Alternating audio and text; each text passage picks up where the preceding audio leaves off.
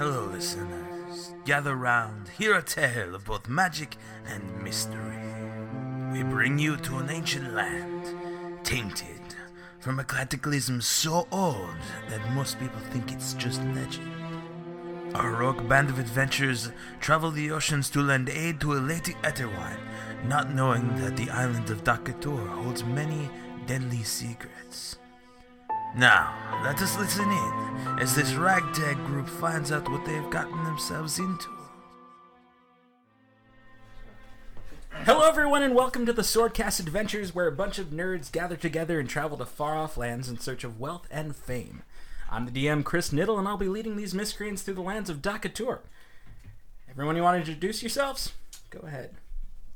My name's Jessica Niddle, and I play the character Rain, who's a feral tiefling assassin.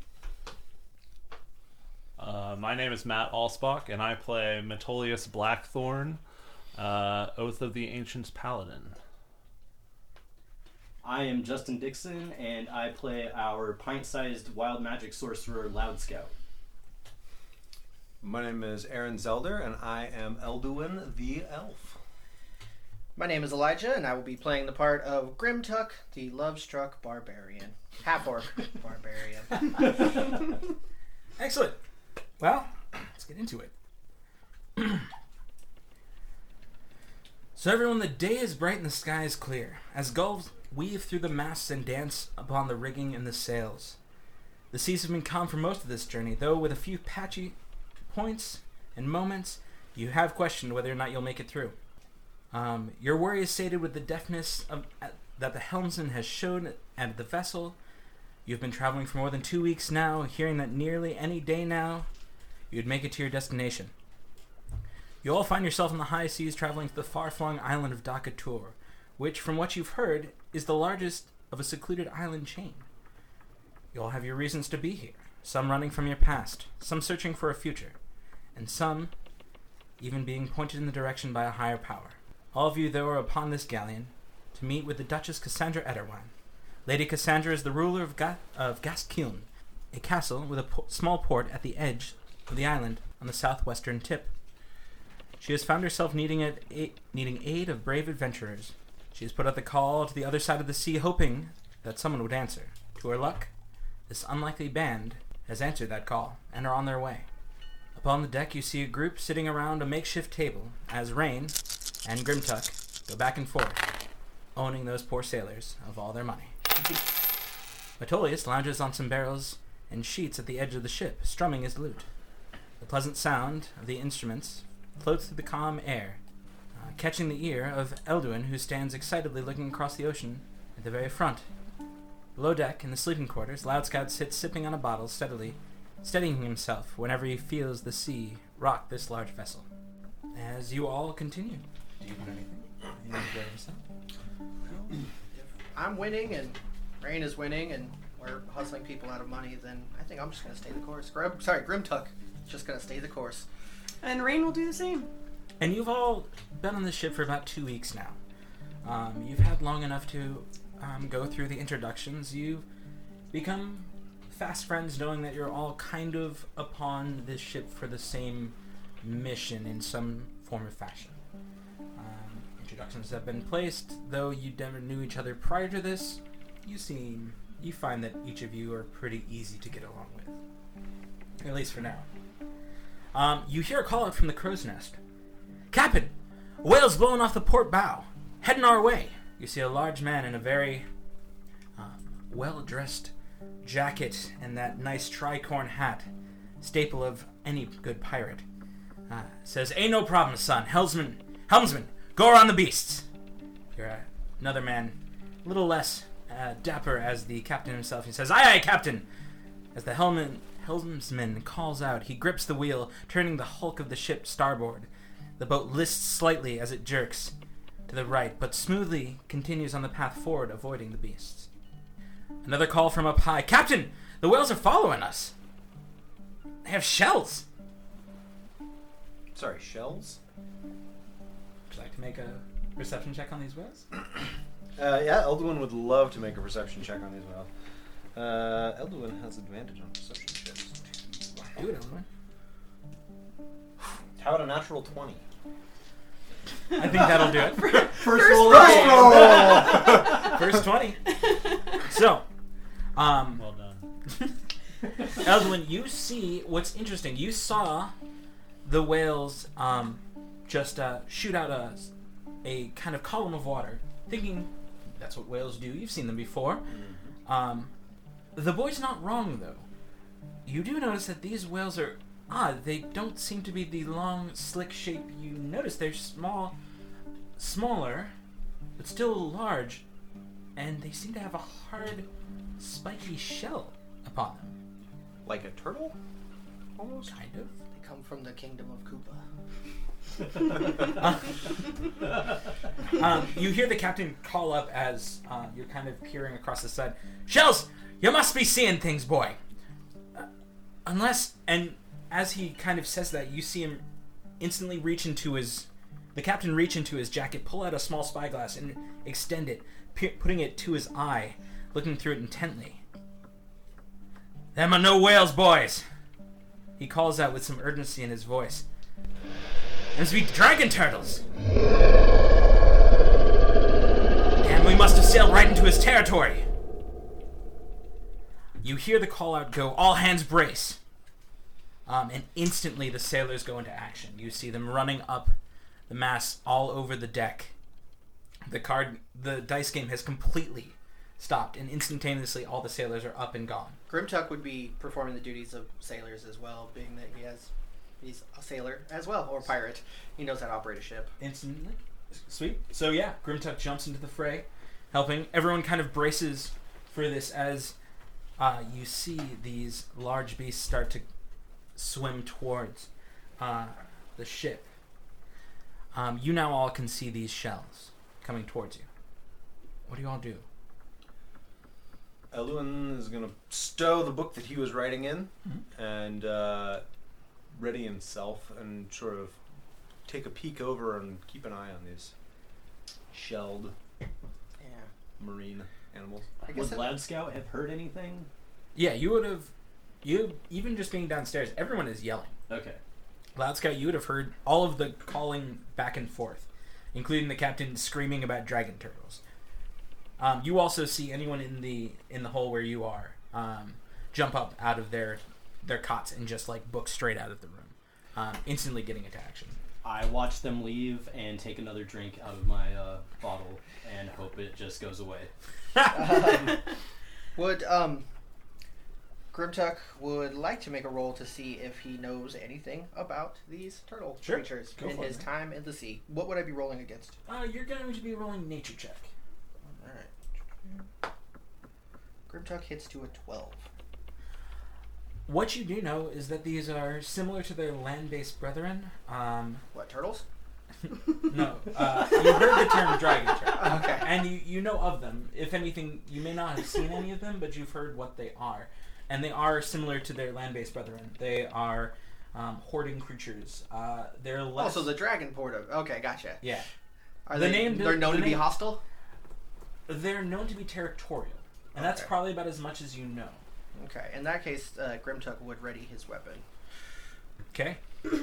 Yeah, as all the commotion starts, Rain definitely grabs her dice off the table, puts them away, and just grabs all the coin left on the table from everyone gambling and throws that in her pouch.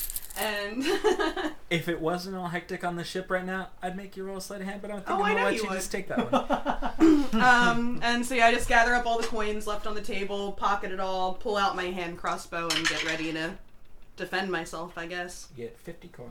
Nice. 50 gold, specifically. I'll take it. It was a baller game. They've been going on for a while. Nice. Metolius, what are you doing? Metolius stows his loot and leaps to his feet, picking up his sword and shield, and says, "What manner of beast is dragon turtles?" You calling that to the captain?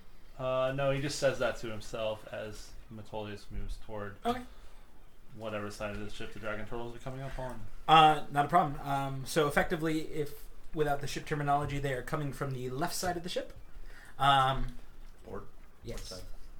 If Grimtuck is in earshot, he would reply, "Territorial beasts, seafaring creatures, not tending to be nice to those who they feel have wronged them. At that moment, you feel a lurch and a large scraping crash as the ship lists to the towards the port side. You, especially, actually roll a... Who's you? Sorry. Loud Scout, please roll a dexterity saving throw. You got it. That's going to be an 11. Loud Scout, you're able to hold on well enough. You're almost flipped out of the cot you're in from this loud crash, and you can hear it better than anyone else. It came from the starboard side, and you didn't seem to break anything. You didn't hear like a cracking of wood, but it definitely scraped hard against it. You hear the captain now call out, "Boys are on both sides! Everyone, get the cannons ready!" And as he says that, you see one of the turtle's heads breach from the water, and as it opens its maw, this gaseous vapor starts pouring out, and then in an instant later, a large gout of steam is just slammed into the side of the boat, cutting a huge hole, not burning it, but just knocking off a hunk of the upper deck itself. Anyone on top can now see down into the cannoneering station just below the deck. But without question, you see those sailors jumping on those cannons and pushing them out forward. All right.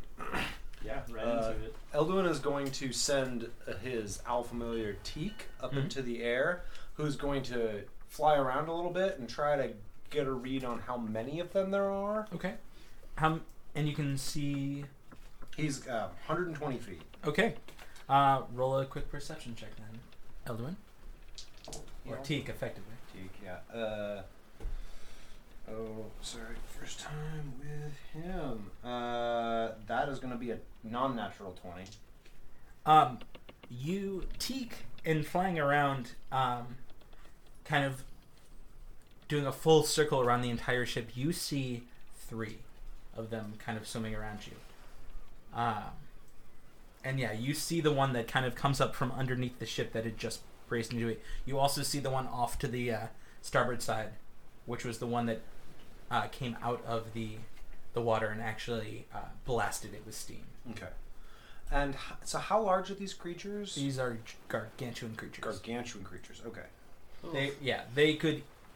One of them is big enough to take down a nicely sized sailing vessel. And so as that all happens and everyone starts running to it, the cannons are pushed out and aimed correctly, and you hear one last fire! And as you do, it erupts, and just all of the cannons almost go off at once. Cannonballs fly from these portions and just skim across the water. You see 1 or 2 hit a shell, ricochet off. You see one hit flesh, and a bit of purple blood starts pouring out.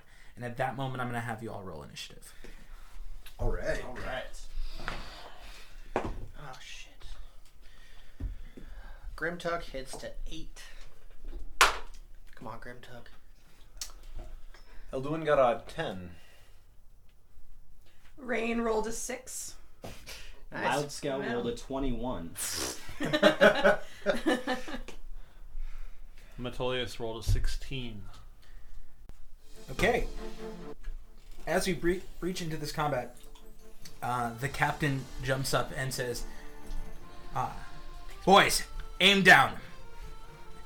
You can't just break into their scaly hide with one cannonball, unless you get close enough to hit the meaty bits." And you see him kind of jump up and start watching and directing everyone around. That is effectively his turn, leading it to Loud Scout's turn. So I guess after being crashed into the side of the ship, Loud Scout's gonna go up to the top deck and see what's going on. Okay. So what do I see? You see kind of a little bit of chaos. As you run out from underneath, you get up to the main deck and you see sailors running back and forth.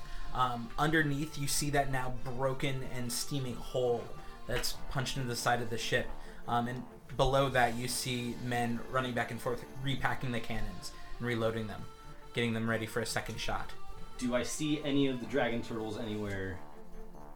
If you're on the... Yes, actually from the hole, you can see into the ocean well enough that you don't have to go to the edge and look over the actual side. Okay, can I see any of them like sticking above water, or are they underwater, or... The turtle has swung around now and is coming head under the water, but you can see his shell. Okay. So I guess seeing that one coming at the boat, it's by far the most impending danger, so I'm going to creep to the edge of the boat and pull this diamond out of my pocket and start rubbing it and create a yellow ball of energy in my hands and try and cast Chromatic Orb with lightning. Okay.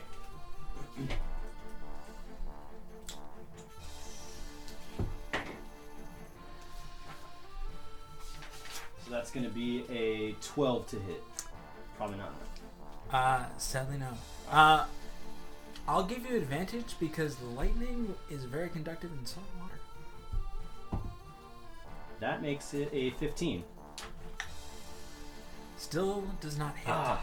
Alright. As your chromatic orb flies out into the ocean, you see it hit and you see the electricity dissipate as the lightning goes across the sea, but it seems to have hit right on the shell. And as it does, it just washes over the shell of the turtle itself. Alright. Well, it's got to do anything else. I guess not. I'm just gonna ready myself and pay attention to what's going on around me. Okay. Pass my turn.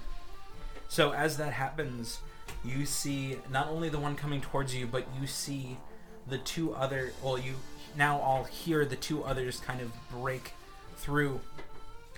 One kind of coming up along the edge of the ship, and you hear another crunch as claws cut into the wood. Yes, it does. The second goes up and tries to take out some of the cannons.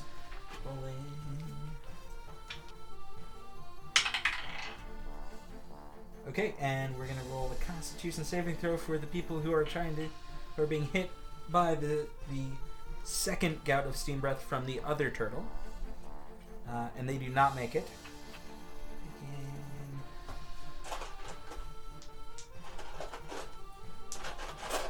Anyone who failed to save, which is none of the characters, but a lot of the sailors, take 15d6 fire damage. Oh man! Fire this time. Okay.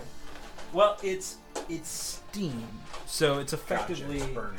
fire damage. Hot water damage. Very, very hot water. Hot water damage. Scalding, if you will. Okay. Sorry, boys. Being that none of the people in the area that took the brunt of it made their save, you see one of the cannons melt as the two people surrounding that cannon also melt. That's not good. That's not good. No. Ouch. Yep. Steam melt. Steam melt. It's gotta be like the worst way to be melted. Does sound pretty bad. Of all the ways to be melted, that has to be the worst one. The Water, third one. you done me wrong. But she's supposed to be so cool and refreshing. On the second, the third turtle actually misses its attack, and its second attack misses as well. It makes it on its fourth, and you hear another crunch, as from the back of the ship, as what seems to be the rudder seems to have been munched on. You can't exactly tell, but you heard a loud crunch from behind you. That makes it Metolius. It is your turn. You are standing on the deck. Now to the port side, there is at least one turtle to your left. The other turtle is a little far off to see, and there's one behind, but you can't see it. The one on the left was the one that just melted. Yeah. The pirate. Yeah, it didn't actually break. He centered it to hit the side of the ship instead of breaking open another hole like the other one did. I see. So is it above water still? It is. I'm gonna take a running jump off the boat onto its head. Okay. Hell yeah! That's what Metolius is gonna do. Okay, make an athletics check, Metolius. How ballsy. Agreed. Crit fail. Oh no! Oh, I have luck. I will use luck. Oh god, please use luck. Please. Because you would have just jumped right in its mouth. Yeah, right. Seriously. Party paladin gun. Ba-dum-ba-dum-ba-dum-bum.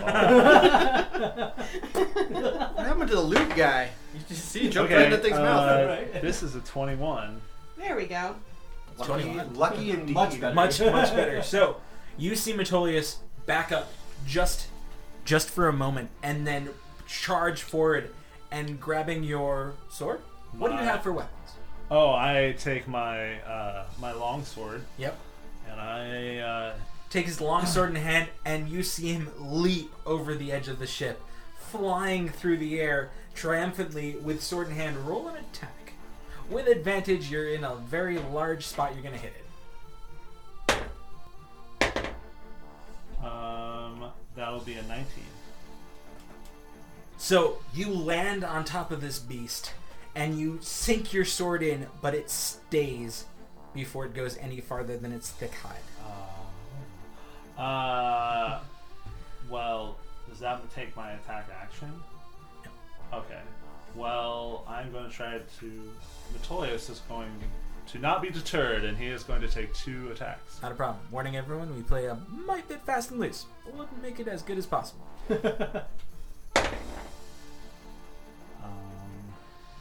16 It does not hit. and a 20, a non-natural 20. Non-natural 20 does! Alright. So as he swings down, he will expend some of his holy energies, Okay. and he will smite the beast, which will allow me to add 2d8 damage. Okay. Radiant damage to my... So it will be 8 plus 14, 26 damage. Ooh. So yeah, Boosh. Metolius, your first attack skims off the top of the turtle's scales. You swing it back around, and you feel the power of your god pulse through your weapon and stab straight in, doing a goodly amount of damage to this creature. And you hear it kind of like gurgle as its head is partially under the waves, and you just stand atop it now, sword in hand, atop a gigantic creature. Roll a perception check. 12. You're only able for a quick moment to see some movement in front of you on its shell. You don't know what it was. That's your turn. Unless you have any more, you don't have any more movement yet. Just point of order. Behind me, because I am on its head. Oh, You're- I see, facing towards So you its tail. landed, Yes. you landed facing its shell, on its head, because it was facing that, and you saw movement on its shell. Huh. Metolius ends his turn. Metolius ends his turn.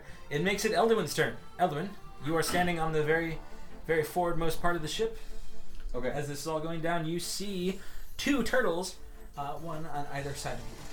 2 turtles. And So I don't see the third. You do not. The Okay. third is still seemingly behind everything. Can I see both from where I'm standing? As long as you can, cross your eyes. It's hard being at the very front of the ship. They're kind of situated far side of each. Okay. Alright. So I am going to... So first off, Teak is flying up around. Okay.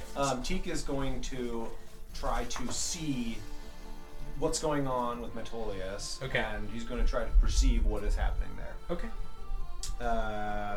So I'm going to roll a perception. Roll a perception for Teak. Absolutely. Alright. That would be an 8. In the fray and all of the clamor, Teak has a hard time taking note of Metolius and where he is. He saw him You saw a person fly off the boat, but he's also taking a wide breath around. Okay. But you do happen to see with Teak, you see the other turtle swimming, making a roundabout swim to the back of the ship again. The third turtle? The third turtle, the one you turtle. can't see. Okay. The one that, Elduin proper cannot see. Okay. So Elduin is going to sling his bow off of his shoulder. He's going to pull an arrow out and magic kiss it, basically, with his hand. Not with his lips, just like kiss of magic. I like with the arrow. idea of Just gives a little kiss to the arrow, and the arrow kind of starts glowing, and he's going to aim it right at the turtle that Metolius is on, trying to aim at the fleshy bits. Okay. Aim the fleshy bits, don't eat your bed. Oh, that's gonna 27. Definitely hits. Okay. He is going to on touch cast Shadow Arrow, which is an arcane shot. Okay. So the way that works is the target must make a Wisdom saving throw. Okay. Let's see how wise are these turtles. They're not that wise.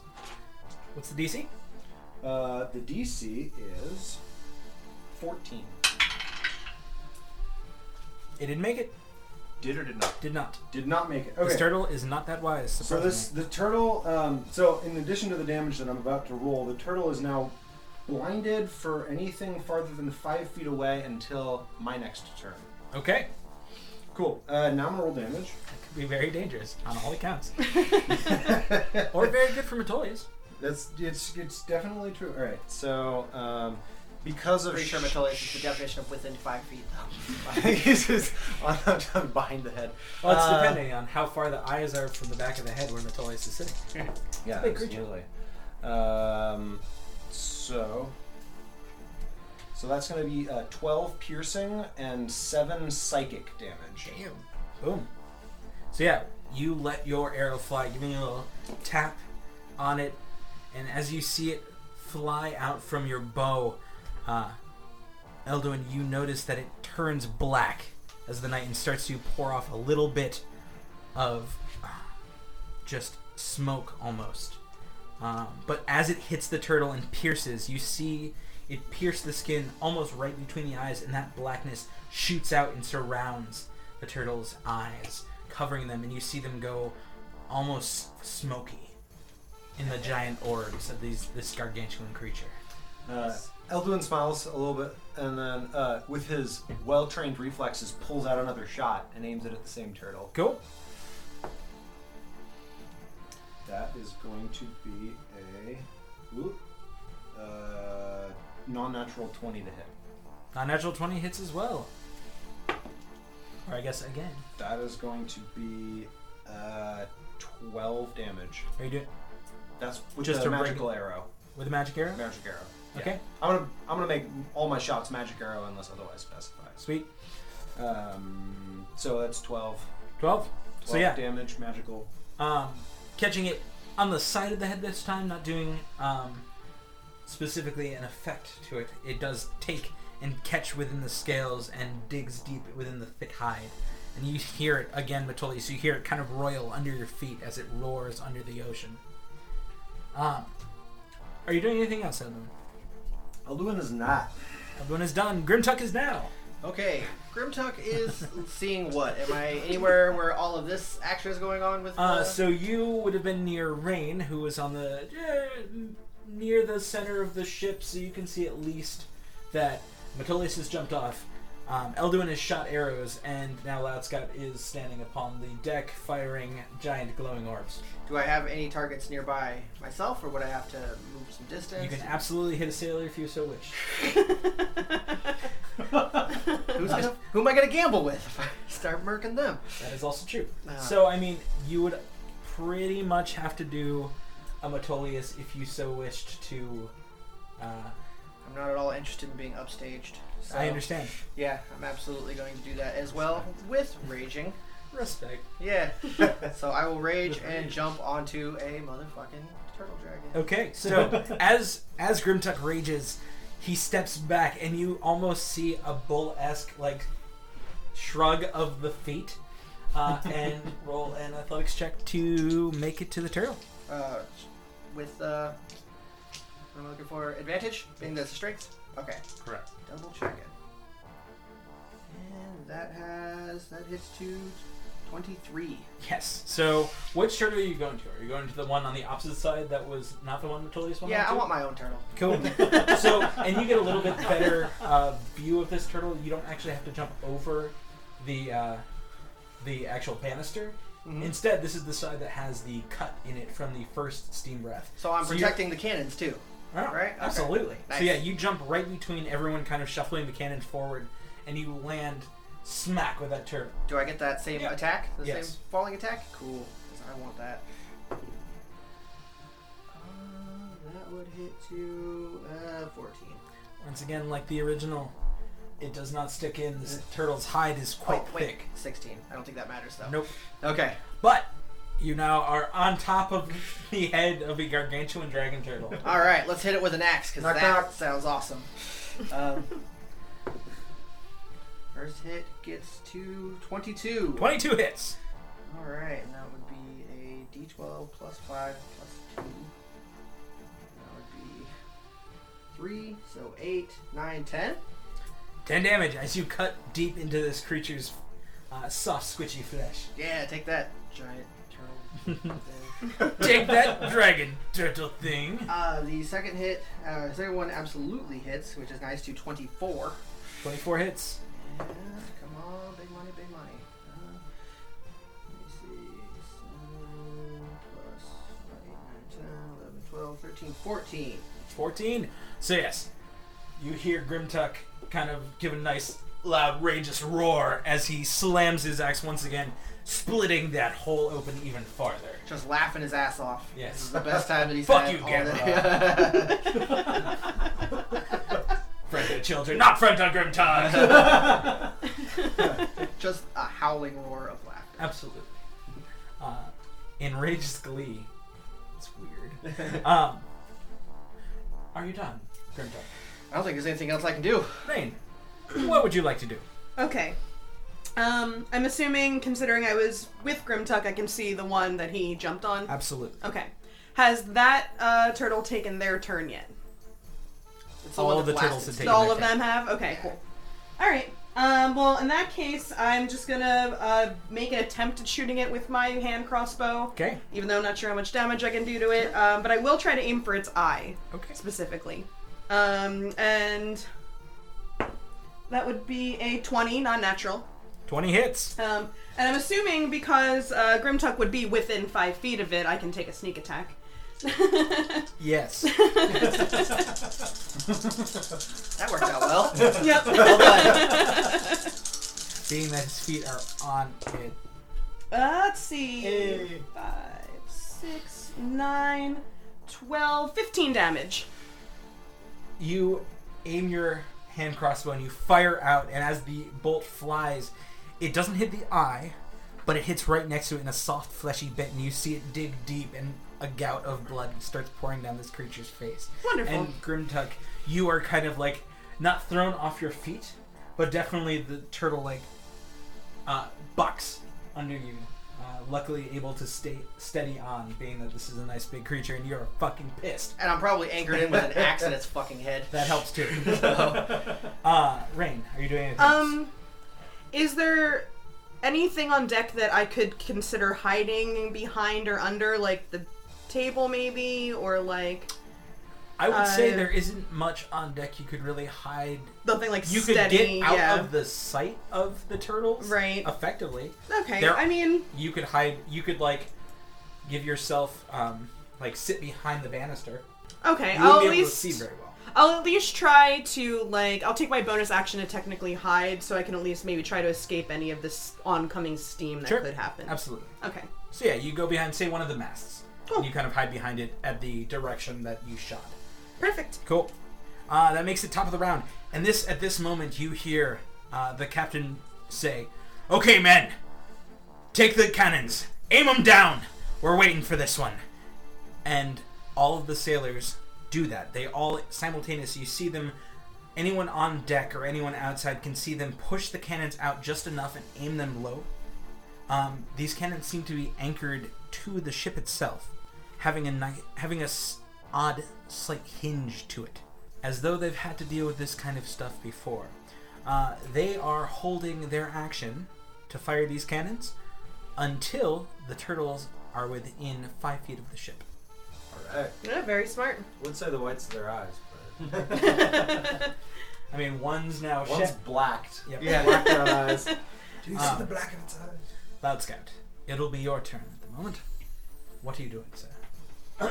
Alright, so I see these two fools riding on top of these things, which, yeah, it's something that I have never seen before at all. Few have. Neither have we. I'm sure. Neither has Metolius has never seen it before. Certainly. Grimtalk Not would many- lie and say he's ridden something bigger. Can I see the third one that they are not on top of? The only way for you to see it would be if you tried to run up on the upper deck with the helmsman. To Oh yeah, see you're still over- below deck. Huh? No, he's actually Oh. on the main deck. Okay. Then there's the raised upper deck with the actual wheel on it and the helmsman and the captain effectively right now. That's the poop deck. It is the poop deck. So if you were to look for that other one, you could run up and go look off the back. Yeah, let's do that. Okay. I will run up Jump on his to head. the upper deck. See if I can see the other one off the back. He runs up to the poop deck, looks over the side, and yes, you do see that third turtle swimming, moving closer to the back, readying another possibly wide breadth of attack. Alright, well then I'm going to try and attempt the same attack as last time. 'Kay. And try and use Dramatic Whip again. 16 to hit. I offer you again, because of the situation and because of using the water, you get advantage. 16. 16 does not hit. Again. Once again, it kind of Jeez. peels off this creature. You do get it to it, but once it hit, it just dissipates too quickly. This creature's too big and too thick of hide. Thanks for the light show. No problem. Anything else? I guess at that point I'm going to use my bonus action to try and hide behind something in case he does attack.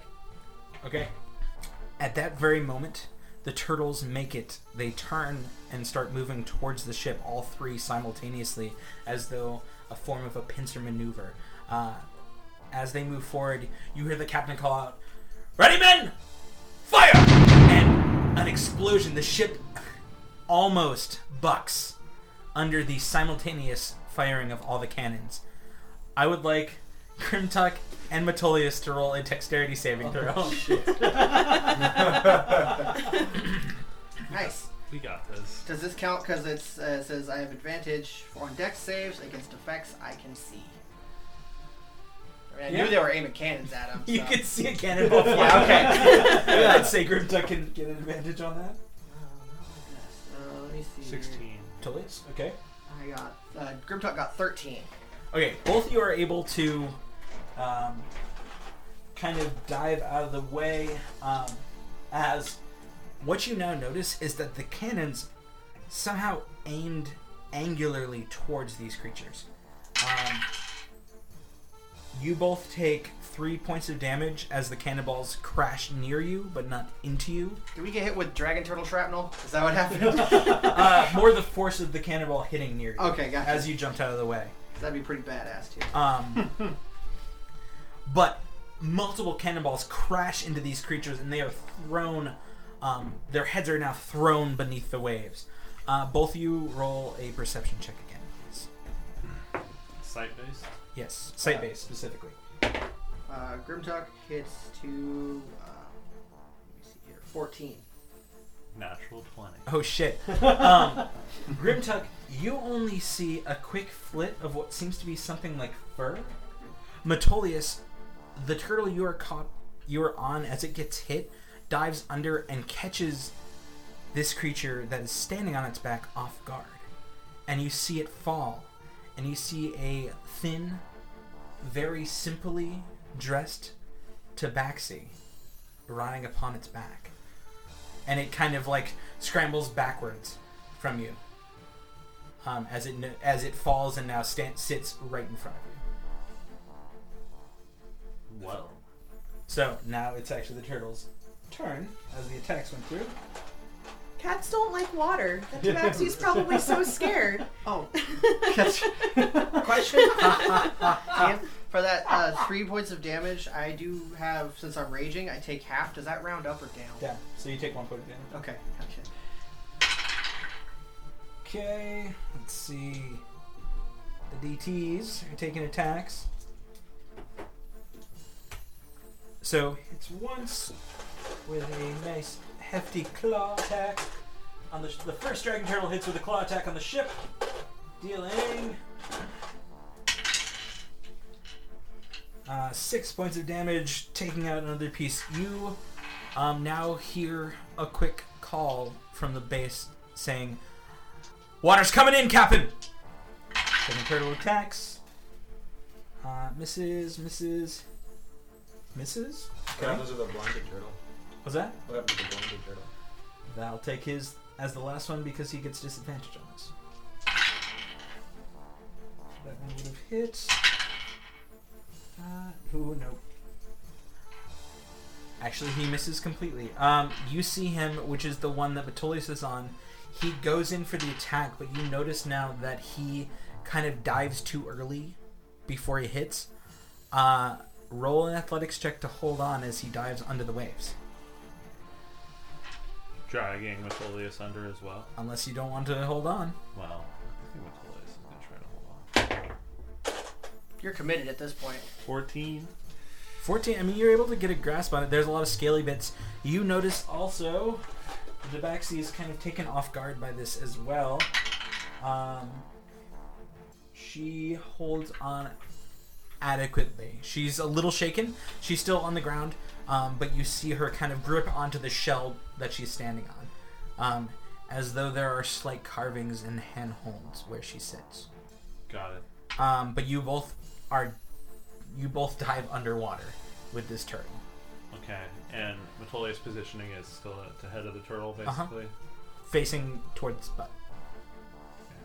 Unless you want to I think face that with the dragon turtle going under, he would grab and be looking forward. Okay, so yeah, you feel the lurch of the turtle dive, and you spin around, grabbing onto whatever you can. And as he's pulled under, and sees the Tabaxi behind him, he's gonna let go and let the current pull him back to where the Tabaxi is. Okay. And try to grapple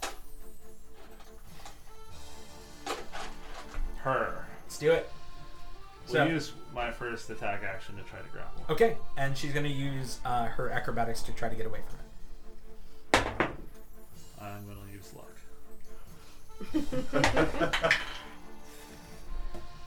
21. She does not make 21. So you grip onto this cat creature, now holding firmly against her. Does that knock her loose? Surprisingly, no. But you now look up and you see that in the shell there are small handholds carved in deep enough that a Tabaxi or anyone can get their hand on it. Alright, well, I assume I am not wielding any weapon at this point. And I will just try to... I just want to kind of like I want her to like... I want to try to make her break her grip. Metolius does not want to attack her with the sword. Okay. So yeah, you're just now hanging on her and whipping yourself around. So if you want to effectively do a bludgeoning hit with like the back, either your hand on her hand, I'll let you make an attack on her. I'll just try to smash her. Yeah. Smash her hand. I'll let you make an attack on her, which will with make my her... fist. Yeah. Oh, it's not going to be good. It's 10. 10 doesn't hit. You're kind of stuck under the water, and as you kind of whoosh forward, you miss and hit the shell. Well, I will do nothing else. I will hold on to this Tabaxi as I'm pulled underwater. As you, the dragon turtle, and the Tabaxi are all pulled underwater, it becomes Elduin's turn. Well, first thing, Teak is going to swoop down and try and survey the damage on the ship. Okay. What does he see? Investigation for that. Oh gosh, I don't know what. It's just gonna be It's like a 7. He notices a large scar in the ship from that steam, and there seems to be other cuts just breaching the waves, just above the ocean. So you don't know how far it goes down. Okay, but there is a below sea level gash in the ship. You also know that from the call out you heard. Okay, Cool. Outside of that, you don't really get any information from Alright. Duke. cool. Well, Elduin is going to aim at the turtle that he can see, the Okay. one that Grimtuck is riding. He's going to notch an arrow, make it magical, and fire. Fire away, Elduin. Do that twice for his action. Don't blind me, bro. So that is going to be a 21 and a 19. 21 hits, 19 does not. Okay. That will be 12 more points of damage. Okay. Then, starting to get into the groove of firing, Elduin is going to pop his action surge and take a few more shots. Okay. Fire away, Elduin. Alright, so we've got a 19 and a 26. 26 hits, 19 does not. These are magical again. Okay. That is not going to be as much. 7 points of damage. 7. Mm-hmm. So, 2 shots stick into this creature. Just flying near you, but not at you, being that you're still on the nice head of the creature. I've been shot before. It wouldn't matter. Nah. Flying near Grimtuck, but not hitting Grimtuck. Elduin, are you doing anything else? Elduin is not. And Grimtuck, you are standing atop the head of this dragon turtle. You have seen movement and a slight bit of fur, but you don't know what it is. You are raging and you can't really process what it was. I don't have to. I'm just gonna keep on axing this guy's fucking dome. So Grimtuck. Ask him is that going- question. Yep. And Grimtuck is going to take 2 swings with his mighty silvered great axe. The first one hits to 23. 23 hits. And then these don't have any kind of advantage on them, do they? They're just normal attacks. Okay, then the second one to 18. 18 does not. Okay. So the first one hit, but the second one seemed to skim off its leathery hide. I'm riding a dragon turtle's head. It's okay. I allow myself some wiggle room. 8, 9, 10. 10 damage. So yeah, you once again just cut deep into this like thick back of this creature, pouring blood on it. You get a little splash of it on yourself, but it's still, you're not making a ton of headway. It's a big project. It is. Take some time for this. Yeah. Mm-hmm. Grimtuck, are you all good? I mean, can I try and see if I can see what the gray blur was? You can Or also the move. fur blur? As it's still kind of swimming forward, you can move if you wanted to run onto its back. Well, I wouldn't go anywhere unless I could see where Okay. I was going. Because this is, I mean, if I run to its back, logically, I wouldn't be able to get through its shell as easily. So Also Grimtuck would absolutely have to see something enticing before he's going to give up his prime spot of head chopping. You don't really see anything in front of you past that flash of motion, which could have been algae, for all Yeah. you know. No, Grimtuck would stay the course. Okay, then our tiefling rogue. What you up to, Rain? I mean, I guess at this point, like, I would just take another shot at the eye, trying to blind it again. Okay. With my hand crossbow again. Let's see. Ooh, yeah, that's not gonna happen. That's an 8. It does not hit. Yeah. It doesn't hit your friend, though. That's good. That's good. At least I didn't hit Grimtuck in the process. I guess at that point, I would just continue to hide and, yeah, Okay. wait this thing out. We'd still be friends afterwards. That's true. I'm pretty good sure to you know. can handle a hand crossbow bolt. Couple butterfly stitches. Yeah, it'd be fine. Yeah. No other movement or anything like that? No, I think I'm just gonna hold my ground until anything else happens. Okay, Rain passes turn, bring it up to the top of the round. Now, you see the helmsman takes a small hook and it hooks the wheel so it stays in place. And you see him and the captain both pull out rudimentary, a form of a rudimentary like musket type thing. And you see them both aim at the turtle in the back. And you see them pop off 2 shots. When you Right. say you, who's... You all Okay, see gotcha. them. Cool, I wasn't sure. Specifically, Loud Scout. Well, okay, everyone but Metolius and Grimtuck would be able to see this happening. Metolius underground, under the water, Grimtuck out on the turtle. You, as in Rain, Loud Scout, and Elduin all hear a loud, resounding, thundering crash as these muskets fire.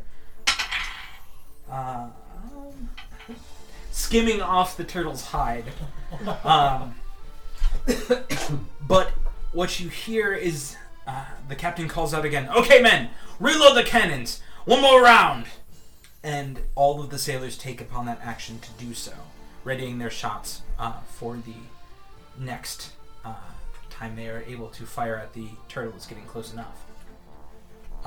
Which brings it to Loud Scout's turn. So, being fed up that my magic's not working, I'm going to pull out my light crossbow and try and hit the one at the back of the ship. Okay. 16. 16 does not make it. Frustrated, I put it away, I reload another bolt and resume hiding. Okay.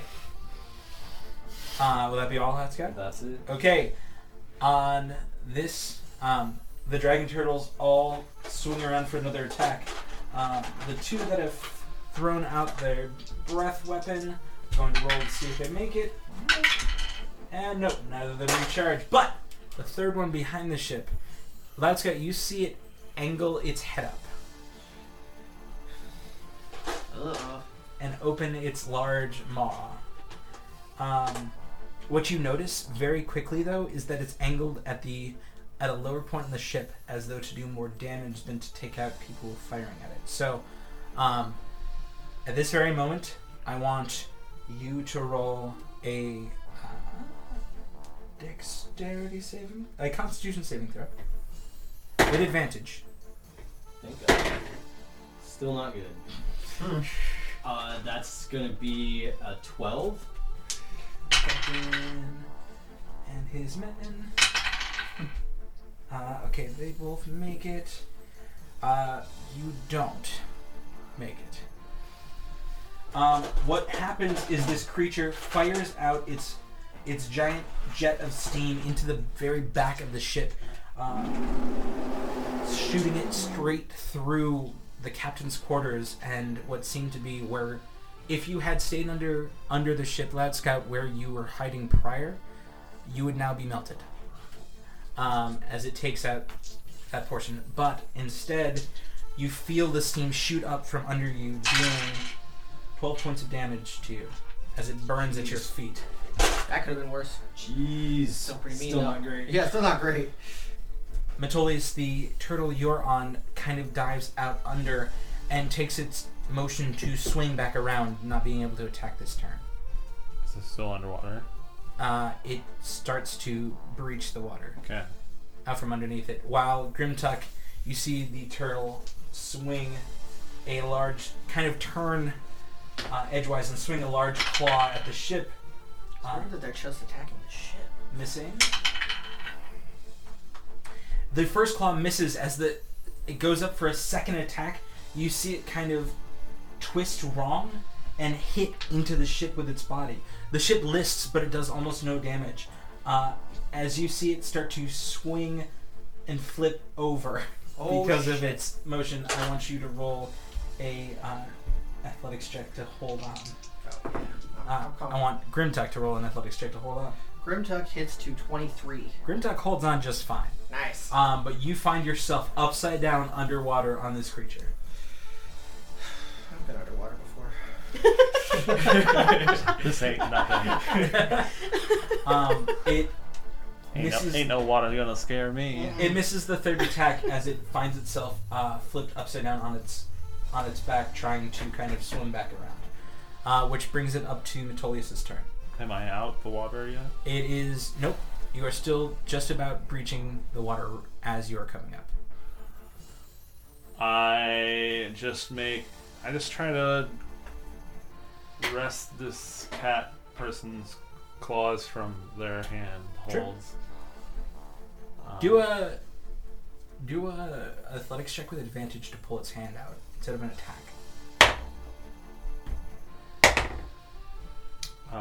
So 21. Or, no, 19. It does not make it. So you actually grip around, Metolius grips around the claws of this cat and are able to get your fingers underneath its thin paw, and you're able to pull it up, and both of you are released from the turtle. I want to try it and, like...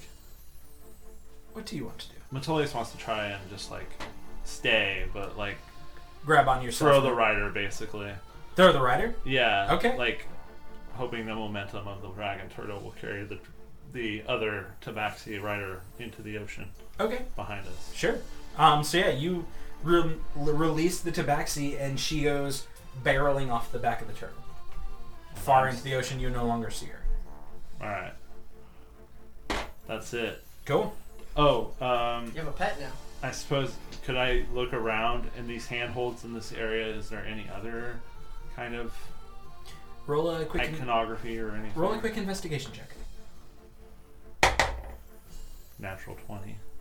What you notice is that not only are these handholds here, but there seems to be almost a grown bit of coral on the back where you're standing, as though like almost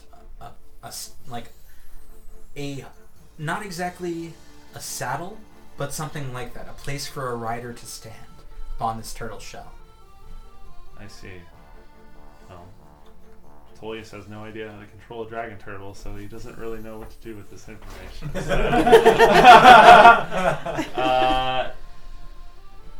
He's done a lot this turn, so he'll be done, I think.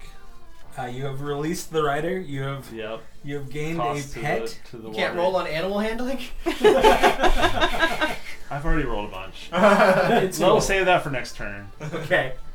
Grimtuck, it is your turn. Okay, what? Grimtuck's underwater. Grimtuck is upside down underwater on this dragon turtle. Okay, so I don't know much about, me personally, Elijah, not Grimtuck, know much about underwater combat as far as capabilities. It'd be tough, I imagine, to swing an axe.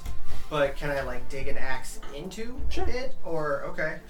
Well, then, I'm gonna, of course, holding on is my primary concern. But, wait, shit. How'd that work? That's a two-headed weapon. Then you're going to have a bit of a problem. Then I don't see a way that I can attack him. Okay. Like, I imagine I'm holding my axe with one hand and holding on to it. I can't exactly grapple this fucker. Do you, like, holster it and attack with a hand axe?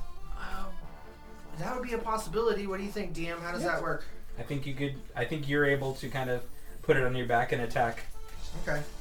Grimtuck absolutely can do that. Cool.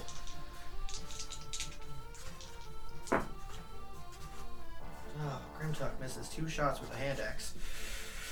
It's okay, Grimtuck. We still love you. Yeah. Grimtuck, I imagine, swings and misses and swings and misses. But it's okay because when you're clawing at it and underwater and holding on... Seems like it would be life, really hard to get through. It's completely believable that, he gets the Your attacks would be not super effective. Plus, I'm hitting a dragon turtle with a hand axe. Yeah.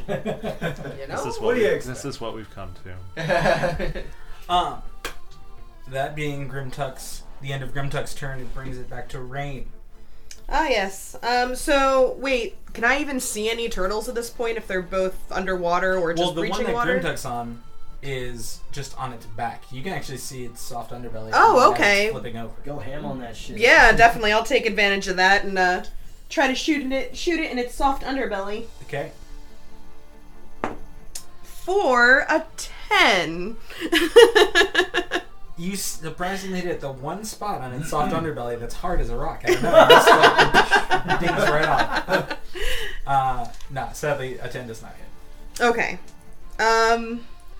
Yeah, I mean, I don't think I'd really do anything else. I think I just continue hiding, continue standing my ground, and waiting for open shots. Okay.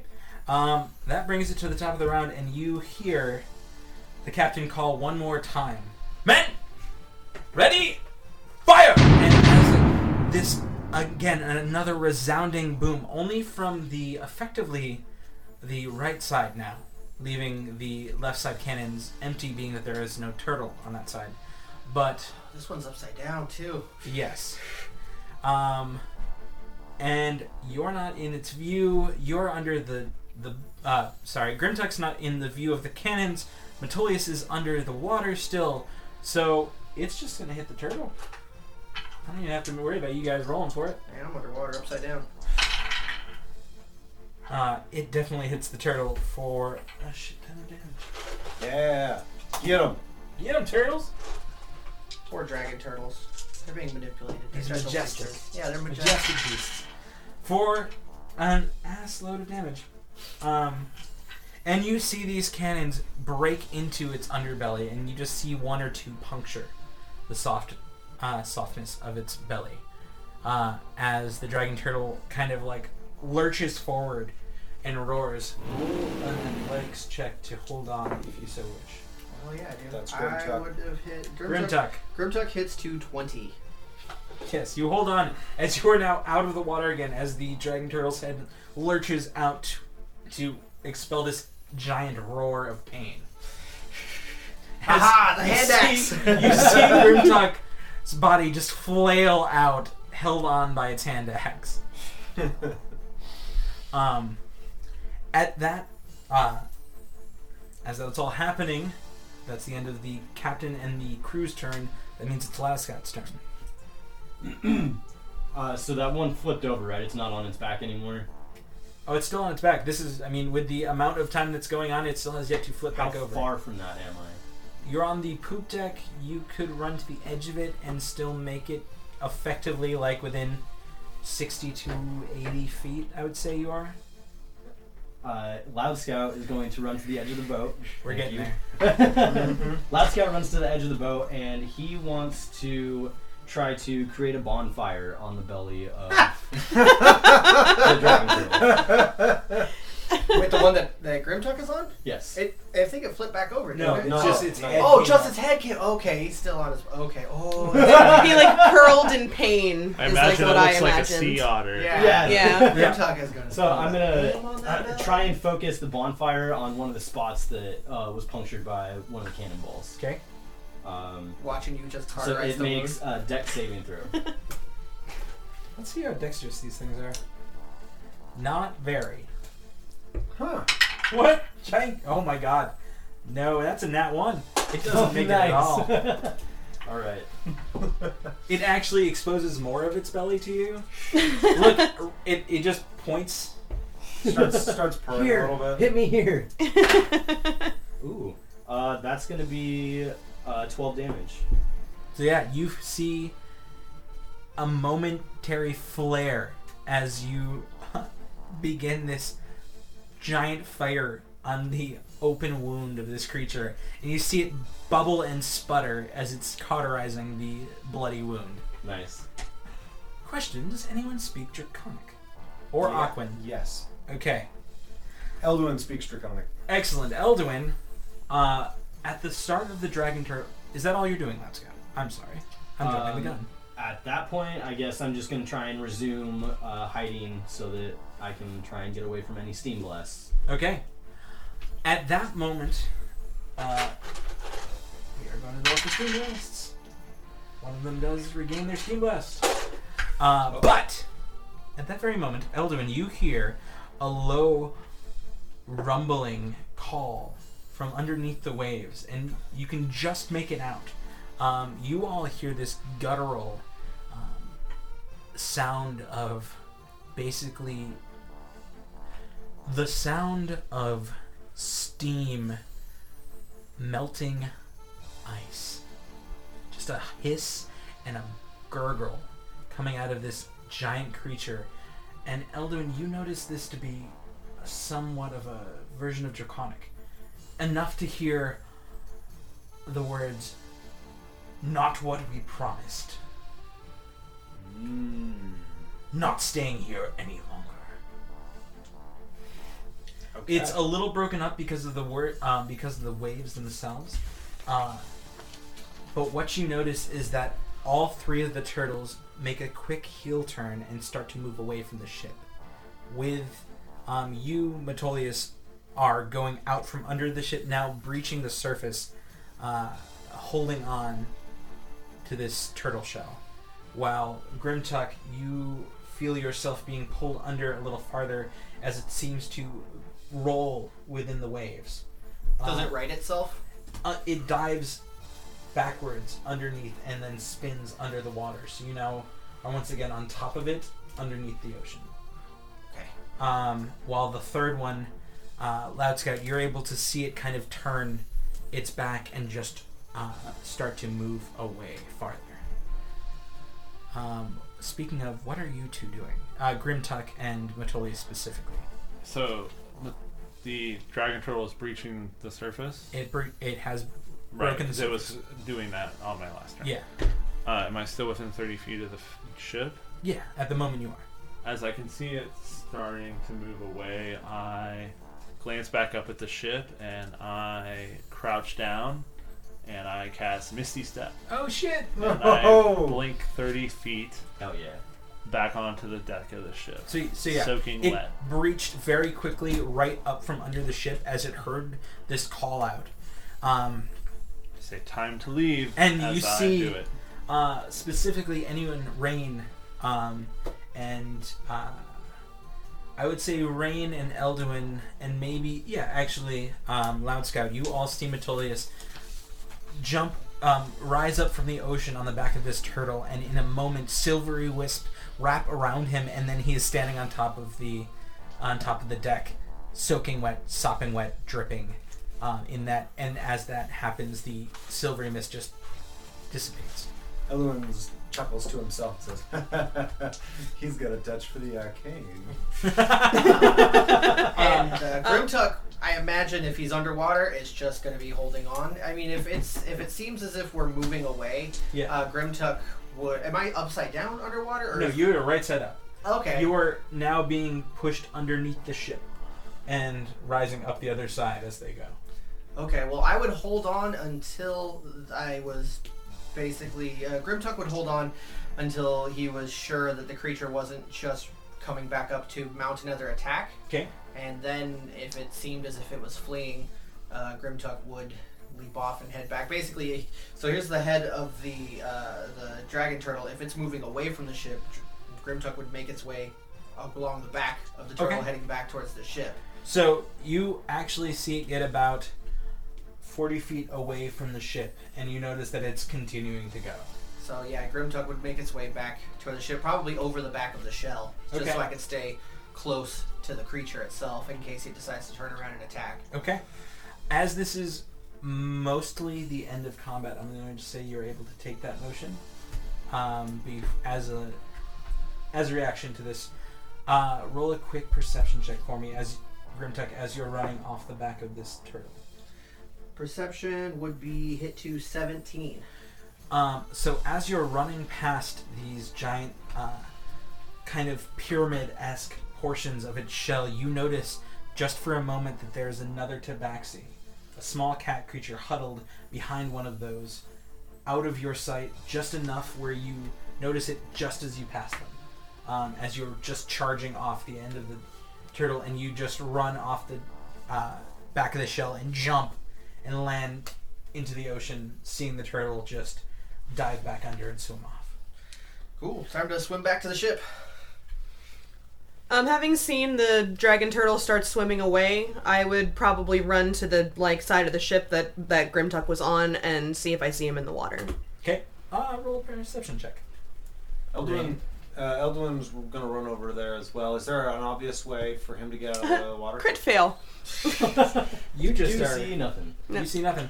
There doesn't seem to be any form of ladder or anything, Okay. but you could. Eldwin's going to sort of pull his backpack off of his person and pull out this 50 feet of hempen rope that he's got and dangle it over the side. Absolutely. He's going to Thanks, tie it buddy. around one of the columns of the railing. Mm-hmm. Yeah, definitely tie it around something. I'm very big. I'm going to try to pull you up. And Metolius, you're on the ship. Metolius starts searching for a drink Okay. and chuckles to himself and says, "Well, that was a good new experience. I feel good about that. Now where's some ale? Mead." Grimtuck, effectively, I'll let you take a 10 on this, and once you get to the base, you're able to take your time and pull yourself up. Nice.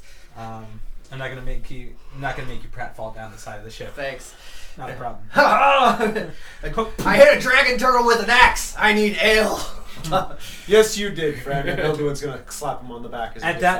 As you all kind of gather up into the center, you hear the captain go, "Is everyone okay? Did everyone make it?" And you see him look down and see a few of those charred bodies. They died a hero's death. We'll drink to them. Aye, they did. Like G.I. Joe's in the sun. Men, get on the mending. We need to put this ship back together before we can sail any farther, otherwise they're going to take on too much water. Everyone, we'll give them the rightful burial at sea when we're all done here, once everything's cleaned up. Hearing that, Loud Scout scuttles right down below deck and pulls out his 2 lodestones and starts trying to mend the pieces of the ship that he can. Nice. Hell yeah. You also see other people doing the almost exact same thing. A few of them having a bit of the magic to them and having a bit of mend as they can do as much as possible, fixing the pieces of ship burned from the steam jet. As a fellow pirate and captain, does Grimtuck know this pirate captain, or does anything of him or about him as far as character, or anything about this crew that obviously can use magic?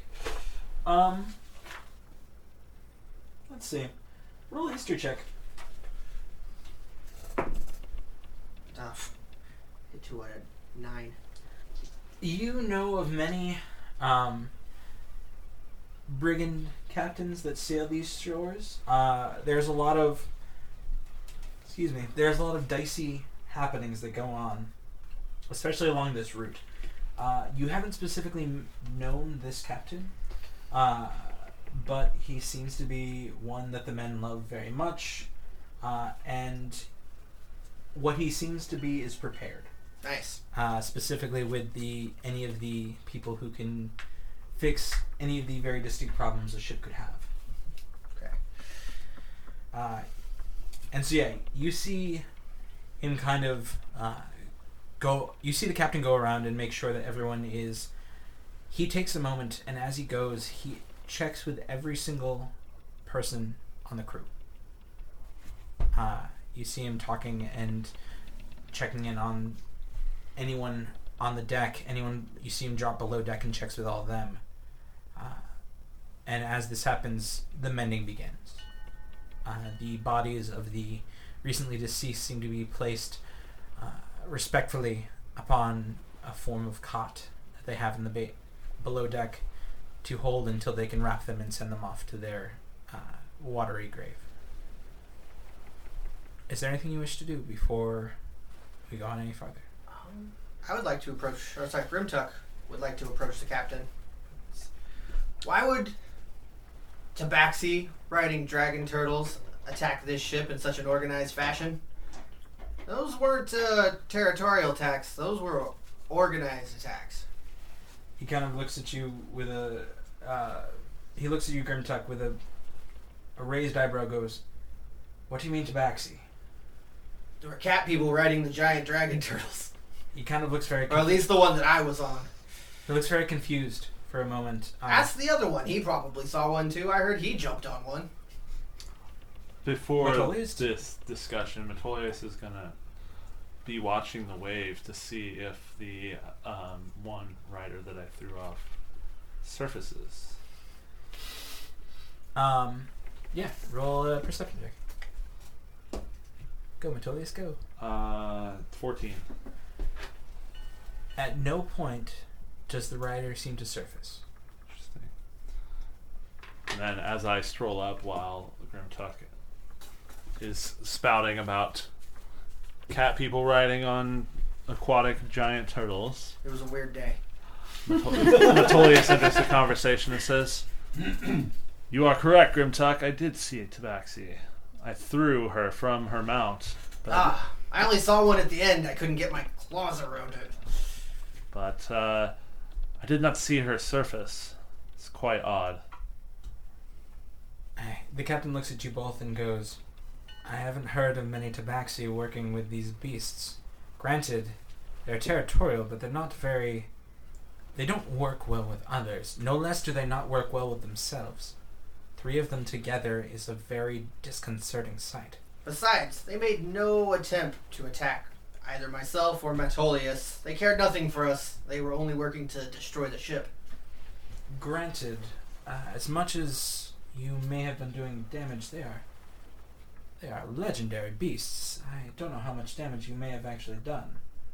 They fled? Yes. That was odd too. We hit them with cannon shot, but we didn't. I'm glad to see that they are not here and that we are still sailing.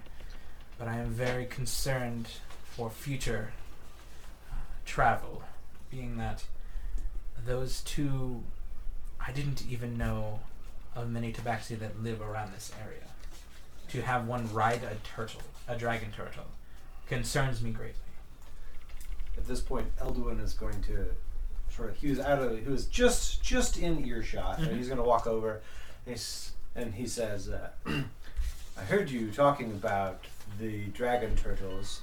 You should know that just before leaving, I heard what sounded as though some promise had been broken or unfulfilled or something of that measure. It was the dragon turtles themselves I heard saying this. Those creatures speak? Draconic indeed. Well, they are intelligent beasts. Hmm. The dragons, by all right. Look like giant turtles to me. It makes no sense why such an intelligent and proud beast would be ridden by a puny, at least to the dragon, tabaxi. There are legends that say that one can bribe one of these beasts to effectively keep it off you, but I didn't know they would be able to be bought if these creatures did so. Indeed, there seems to have been some deal that was struck. I wonder what they were after. I do too. My ship still stands. Most of my crew, sadly not all, but most, are still alive. Captain, do you have precious cargo we should know about? No. Perhaps foreign wines? Now you're just prying. Was I there to hear that? Could Loud Scout hear that? The foreign wines? The captain saying no to the precious cargo. Where you were down below. Okay. Helping many, so no. He goes, not to my knowledge. I mean, the only real cargo I have right now are basic supplies, and you 5. You're the only thing out of the ordinary for anything I've carried. So, unless you all have a slight against a dragon turtle that you should tell me about next time we actually travel together. I've never even seen dragon turtles before. And now you've ridden one. I was gonna say no. Scratch that off the list. There you go. Ha I mean, have any of you slighted one in your past? No. What about tabaxi? No? No. I've only had a few chance encounters with them in my times. I don't know about anyone else. They're quite rare in this area, so I'm surprised to hear about them, especially, again, orchestrating an attack on a sailing vessel. One with no great importance. We're just going into... And formidable defenses against those creatures. It seems not very logical from a piracy standpoint to attack a ship with no treasure who's heavily defended. So they have something against the Duchess, but I don't think anything could have gotten through. I don't know. I'm just rambling now. We're all safe. You're all safe, right? Aye, we're all safe. Okay. I'm going to get back to the mend of this ship. Helmsman knows where he's going. It should only be about... We should catch the actual sight of land within the next morn. Oh, Well then. repairs are way ahead of schedule. Oh yeah, they have magic. Fix that shit quick. I mean, Alright. also, they didn't hit our sails. That was out of character. Okay. Oh, see. Oh, football. Metolius pulls out his lute and starts to play a tune that would be encouraging and matches the pace of work of Okay. fixing the ship. Do you know any body pirate songs? No, my mother didn't teach me any body pirate songs. Then you're gonna learn some. Metolius watches the people work and then kind of like picks a tune that his mother taught him that kind of matches the pace of the work. It's a jig. Excellent. You also notice between everyone working, you see people mending like Loud Scout was doing with magic, but you also see people using physical tools to kind of make the work go faster. Yeah, Grimtuck will, while singing awful body pirate songs, go work on repairing stuff. Okay. Elduin is going to head back to the nose of the ship and pull out his book and start scribbling some sketches Furious. of dragon turtles. Writing stories no one's Right. ever going to believe. Oh, they'll believe it. I guess Rain's doing what she can to help mend the ship, though she's never sailed before, so she doesn't really know what she's doing, but she's trying to be helpful. Okay. Oh, wait.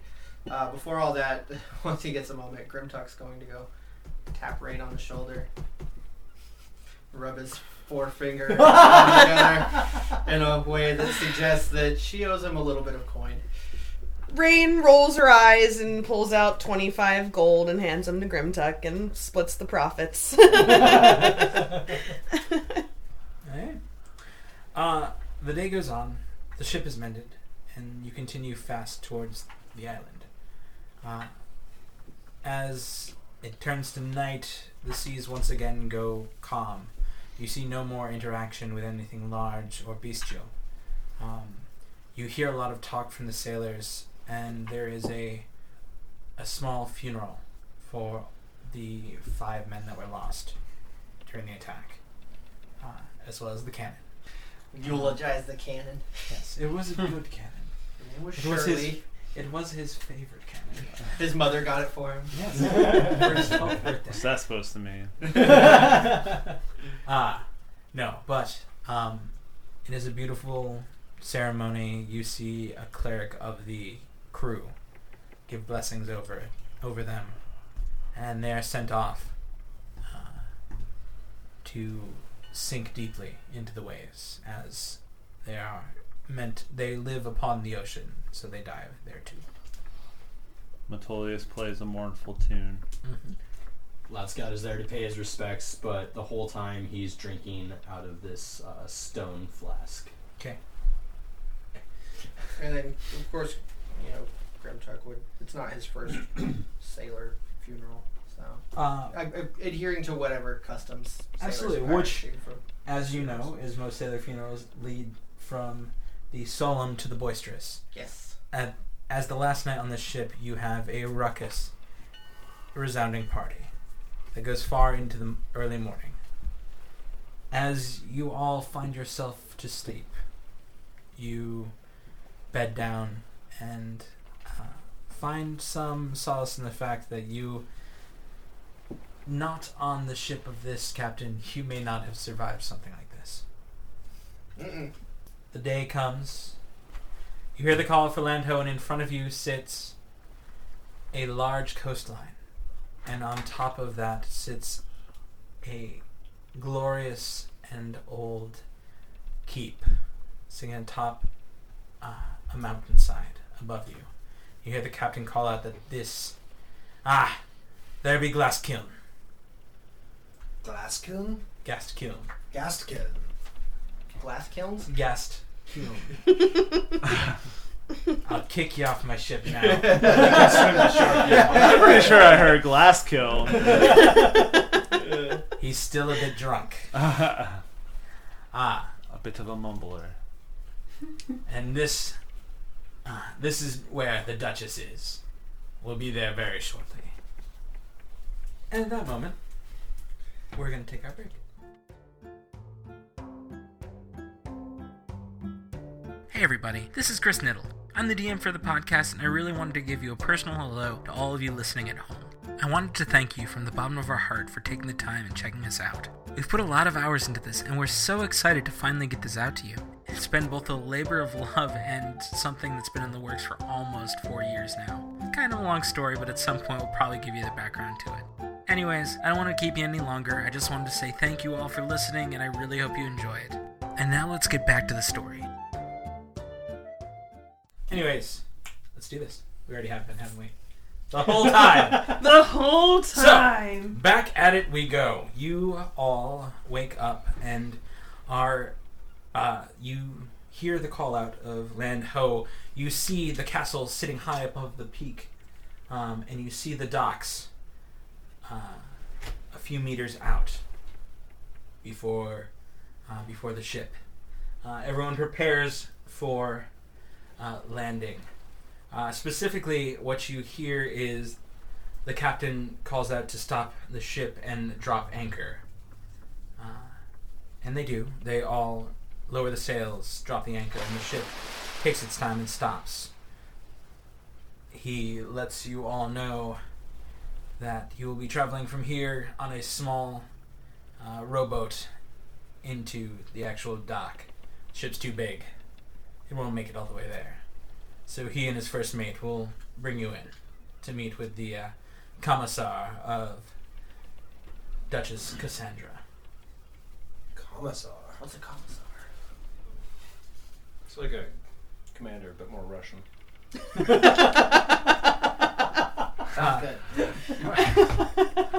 So that all happens. You gather your things. You, the captain and the first mate, you all, the captain and the first mate,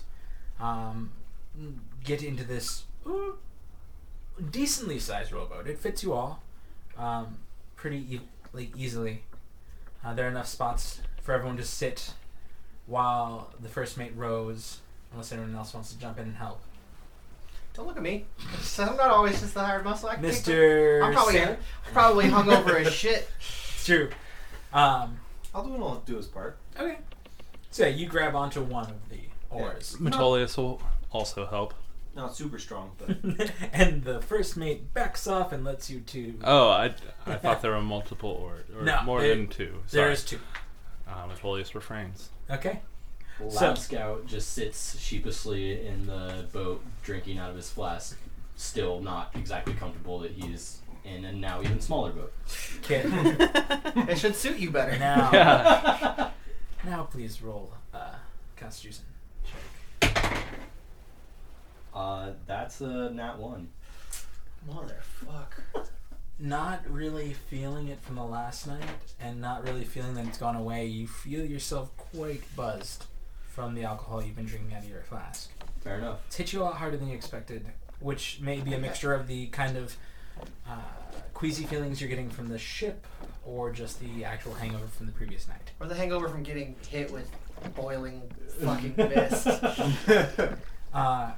And so, as you paddle forward, you all see that on the dock there are 3 figures standing there waiting for you. 2 shine in the light as though their breastplates are well-maintained silver and very intricately designed, while the third seems to sit almost in covered in a very long cloak. His head covered in the hood, where you can only see, as you get closer, really just his chin peeking out from underneath it. Long, thin chin, almost angular in nature. Very slender figure underneath this large cloak. The other 2 are guards, stocky, and armed with what seems to be long swords. And you hear the captain say, "Hail and well met." And you see the figure in the cloak wave at him and goes, "I brought the visitors to Lady Cassandra." And you see the figure raise a slight bit of the hood, just enough to see you all. Now you see piercing, almost black eyes staring back at you. The features on the face, the nose, the cheekbones are all just as angular as the chin. And he looks down and goes, "Ah, yes. Please, everyone, come on to land. Cassandra, my lady is waiting and would like to see you all. She welcomes you with open arms." And this man bows as the guards stay steady. Give him a courtesy nod. I say, Matolia says, "Lead the way." As you all get off the ship, the captain wishes you all good luck. Be courteous. The lady is high standings, and she has opened her abode to you. I hope that I did not bring her scoundrels. That's why I don't bring my men. And he kind of winks at you all. And you see the first mate kind of kick off the dock, and he starts paddling back. At that instant of Say our farewells to the captain. He seemed like a well met. The whole like Viking forearm handshake, all that good stuff. the manliest handshake. Yes, exactly. As he actually, everyone roll listening perception really quick. Grimtuck 15. Rain 8. Metolius 13. Loud Scout got a 6. Elduin got a 21. So Elduin, you're the only one who hears kind of a tut out of the cloaked figure as he turns around, as he turns around and kind of whips his cloak out, and you see an arm shoot out, and this arm is covered in bands of leather armor all the way up to the wrist, and long thin fingers, and he kind of waves you on. Come now, let us go meet the lady. And he kind of walks forward, the guards following close behind. But yeah, he leads you up. It is quite almost perilous in its height and narrowness of the actual stairs going up from the beach and the docks to the actual castle itself. It takes some kind of sloping back and forth up, and you now see far out into the ocean. You see at the very far most southern, actually looking to the east from where you're standing, you see, as it is a clear day, you almost think you see an island off the coast, quite far out, but still there. Which direction would we be looking? East. Okay. West. Sorry. Two very different directions. It's true. Yeah. No, if you're at the very base of this, as you're walking up the actual staircase, if you look to the west, you see a slight bit of an island. Okay. Just off in the very far distance. It's hard to tell, but it seems to be a shape in the kind of as the horizon leaves. And yeah, you're just following this entrant up. Are you guys doing anything while you walk? It takes a while. I'm just taking in my surroundings. Okay. Anything that is exceptional or unusual? Metolius is also taking in the surroundings. It's hard to tell. As you climb up, you're still too low on the hill itself to see above. So you're not able to actually see very far into the actual island, as this is kind of like a cutout cove. What's the climate of the island? Is it Right temperate? here, it seems quite warm, a little, I would say, subtropical. Like, warm, a little muggy. A little muggy, like grass and deciduous trees, or You can't see anything from there. Right now, you are still climbing up the side of this cove. Oh, so okay, you just okay, saw gotcha. sand and Gotcha. mountain. Rock Gotcha. walls. Yeah. Rock walls. As you continue climbing up, you get to a point where you see this man kind of turn and turn down what almost seems to be a carved out tunnel within the wall. And he goes, "Come now, follow me. Inside we go. We're going right up straight to her throne room. She's waiting for us all." Wait, are there doors in here, or is it just a cut into the wall? Cut into the wall tunnel. As we turn down into the tunnel, Loud Scout kind of skips along and runs his hand along the wall of the tunnel, being happy that he's now back on solid ground. And in a tunnel? And in a tunnel. Yeah, you feel the rough hewn of the stone. Though well carved and actually quite large. You're thinking about it like a 15-foot high and 10-foot wide tunnel. It's big enough to carry in any supplies they'd need to if they were coming from the sea. But you feel that this is cut right out of the living stone itself. It doesn't seem to be mortar. It just seems to be carved. So it feels very natural to you on your fingertips. But yeah, you make it down this long entryway into what seems to be 2 large double doors. Turning in, as the guards open the door, you enter into what seems to be a very lavish castle. Tall sconces, large paintings, and just hallways for miles. This place is huge. The ceilings are 40 foot high. Chandeliers come down and glow with a kind of almost a light you would not expect from torches, almost as though it's a magical light. And he leads you again through a few of the winding corridors back and forth. One thing you notice as you're going down, you see guards almost every turn.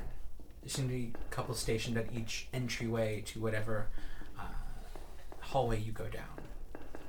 She's very protective, it seems. But that's all you can really gather from the amount of guards you see. Small army. Interesting. Your escort seems to not say anything along the way. He just seems to expect you to follow, as he does. He finally gets to these gigantic double doors, almost 30 feet high in their make, hitting just below the top of the ceiling. As he does, they're very ornate to carved wood of what seems to be almost a kraken on one and a dragon on the other. And you see the guard, he takes to the side as you all walking up. You see the guards stand in front of him and both take the doors each and open. And you open into this even more lavish entryway. Columns line the sides, 4 on each, gigantic, almost 20-foot round columns into this throne room, which you find a multi-tiered kind of throne set up right in the very back, and at it sits a person covered in lavish silks of purples and black, holding a staff in her hand on this very, very extravagant throne. Behind her sits this tapestry of a tree of some kind, large and with multiple branches going off here and there, and you see what almost seems to be names. You can't tell, it's a little far. But it's shaped like... I'll pass it around. Shaped like that. Which I'm sure we will also post a picture. Yes. Sure. Absolutely. Which floor of the We're in castle? the main hall. Yes. The meeting hall. Meeting hall. You're seemingly on the... You've gone up 1 floor. You're on the either second or main. Okay. From what you can tell, it seems to be a lower floor you started on, went up and around to what you could guess to be the main floor. That makes sense. And you see this man kind of walk forward, and as he makes it to the very back, as he just about makes it to the throne room, he sees you. He turns to you all and goes, "Wait here." You all stop. Yes, definitely. Try to be respectful. And the man flourishes back around, spinning with his cloak, and then kneels down in front of this gigantic throne, where this, now getting closer, this beautiful young woman sits. You, like you saw, covered in purples and black silks, finery and jewels, like all over both her neck, adorning her hair and ears and her hands. And you hear him call back, going, "Mistress Cassandra, your guests have arrived." And you see her stand up and walk forward, her cloak, or her garments now trailing far behind her. Very regal, holding herself high and looking down at you all and going, "Thank you, Enoch. That'll be all." And she looks at you all and goes, "My friends, Welcome to my castle and my land. My name is Cassandra Etterwine. I am the impromptu ruler of this island, and I can't express my gratitude that all of you have made it and all of you have come. Please, I have done the introductions on my end. What is your names? I, my lady, am Metolius Blackthorn. Come from Silvery Moon in Faerun. I am at your service. I have heard of the Silvery Moon. I have never been myself. I don't get to travel much. Ruling a continent kind of takes that out of you. Is it beautiful? Very much like yourself. She kind of chuckles slightly. Well, Sir Metolius, thank you for coming. I deep bow and I back away. And you all? Grimtuck steps forward. I am Grimtuck, son of Grimvar, chief of the Shatterchain tribe. Well, I guess he wouldn't say chief. He'd say soon-to-be chief of the Shatterchain tribe. It is a pleasure, Grimtuck. Thank you for making it this far. He just gives her a cursory nod. Elduin steps forward and bows deeply. I am Elduin, emissary of Evermeet. I've heard of Evermeet. I am surprised, not many have. Well, if interesting, I've heard tales of every so often an emissary does come through, correct? Yes, it's a long duration, but Evermeet is the home of the elves, my kin. Well, then let me, as the emissary from there, let me, the emissary, and the representative of this island, welcome you to mine. Please, make yourself at home. Take any notes you wish. Thank you. I feel most welcomed. My name's Rain. I'm from Neverwinter. Well, Miss Rain, thank you for coming. You're welcome. I back away awkwardly. Loud Scout kind of like fumbles with his hood and like tries to pull it back a little bit so it's not like completely covering his face, and says, and he hiccups a little bit, I am called Loud Scout. Welcome, Sir Loud Scout. Thank you all for traveling this far. I don't know how much my messengers put into the notes passed through the docks. Do you all know why you've traveled this far, other than the possibility of wealth? Metolius steps forward again and says, I have not heard anything about this island. I was compelled to come here for other reasons. Well then, the gods shine down upon me, bringing such a noble swordsman into my midst. If assisting you helps me achieve what I was sent here to do, then perhaps there's something in it for the both of us. Well, here, everyone. Formalities aside, you all have traveled far and are probably maybe a bit hungry. I have prepared a feast for your arrival. Would you care to join me for dinner? We can discuss the, shall we say, mission at hand, or a bit of food and maybe some good wine. That does sound lovely. Wine, you say? I'll never turn down good wine. Grimtuck keeps going with his stoic routine. What time of day is it? How long did it take us to get to this point? A couple hours. It's midday by now. Okay. So yeah, it's about time when you would say you would probably want to eat. It's not late, but so yes. Please, Enoch here will show you down to the dining chamber. I will be there in just a moment. I must deal with something very quickly. Yeah, I nod my head in Follow reverence, I suppose. Once again, Follow the right-hand man. you are all welcome to my kingdom. Thank you. making it this far. Elduin bows a second time. As does Metolius. She bows as well, and you see her kind of whisper something to Enoch, and she kind of walks back behind the giant curtain, which seems to be the tree, and is out of sight now. Really, she's just hiding back there, waiting for you guys to leave. I'm great and powerful. Right. You see Enoch now stroll down, back down to you all, and he goes, "Okay, follow me. I'll lead you down to the dining hall and leave you to it."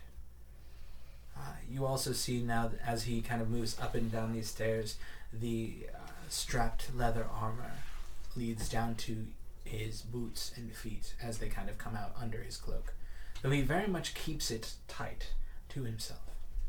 He doesn't seem to like to show a lot of him. Bondage outfit? Kind of like banded leather. Okay. Does really he pretty likes- tiny a frame? He's very, from what he's very thin a frame, it seems. Okay. You can't exactly tell, but the cloak is very thick, and it's not very wide.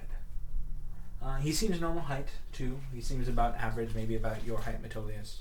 Has he taken his hood off yet? He is not. Okay.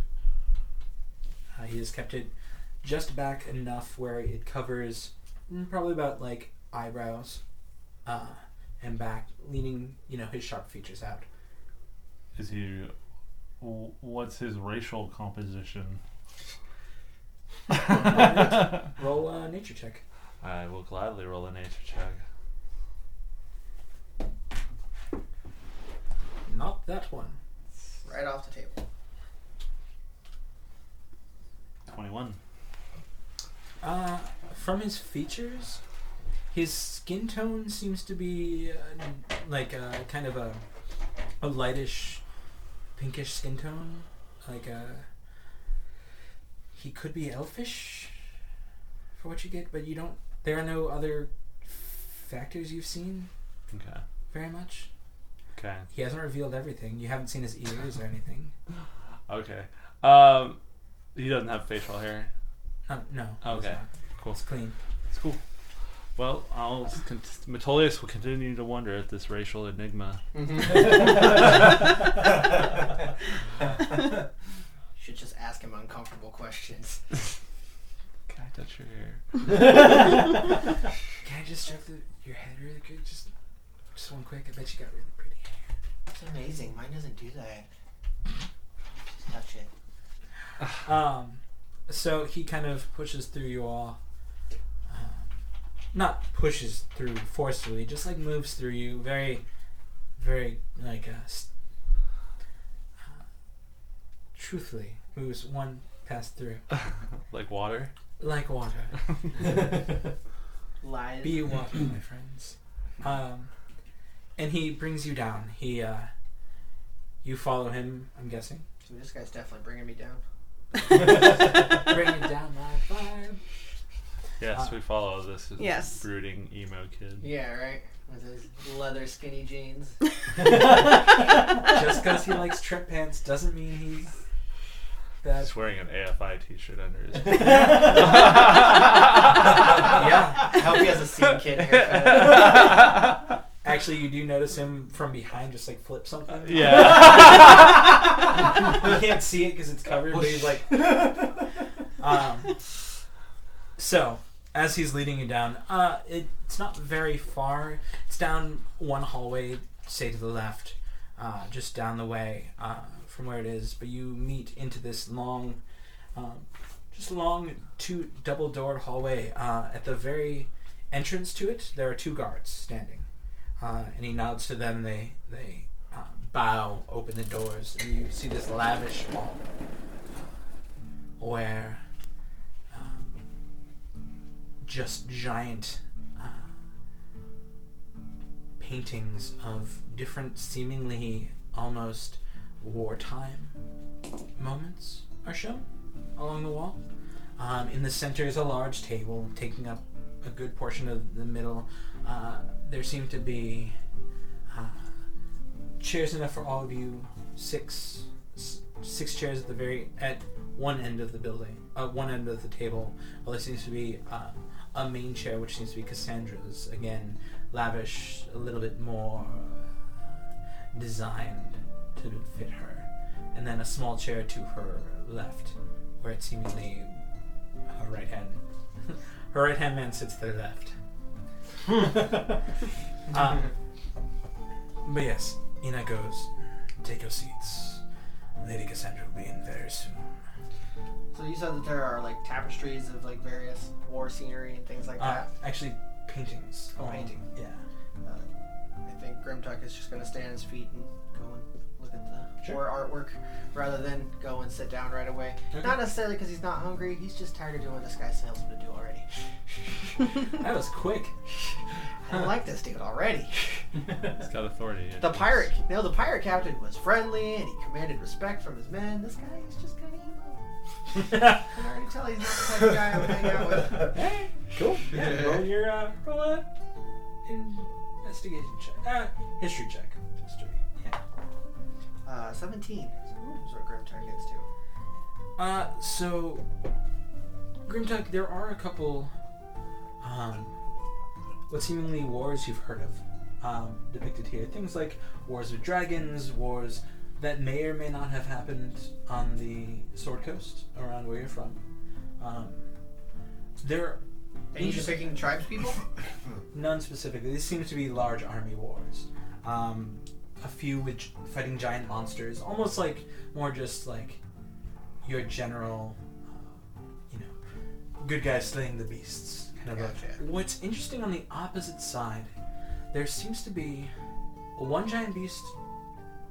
Roll a nature check. You may not recognize it. You've seen dragons. You know of them at least. I got a 7. This one's odd. It's gigantic in nature, towering over the small, effectively many men army underneath it. It seems to be almost like a tree, not made of bark, but as though like a stalk brimming from the ground, branches of arms clutching swords and boulders, thousands of them, all fighting the middle of this army and eerily seemingly winning, from what it looks like. You see men crushed by stones, other men getting cut, or the monster cutting a swath.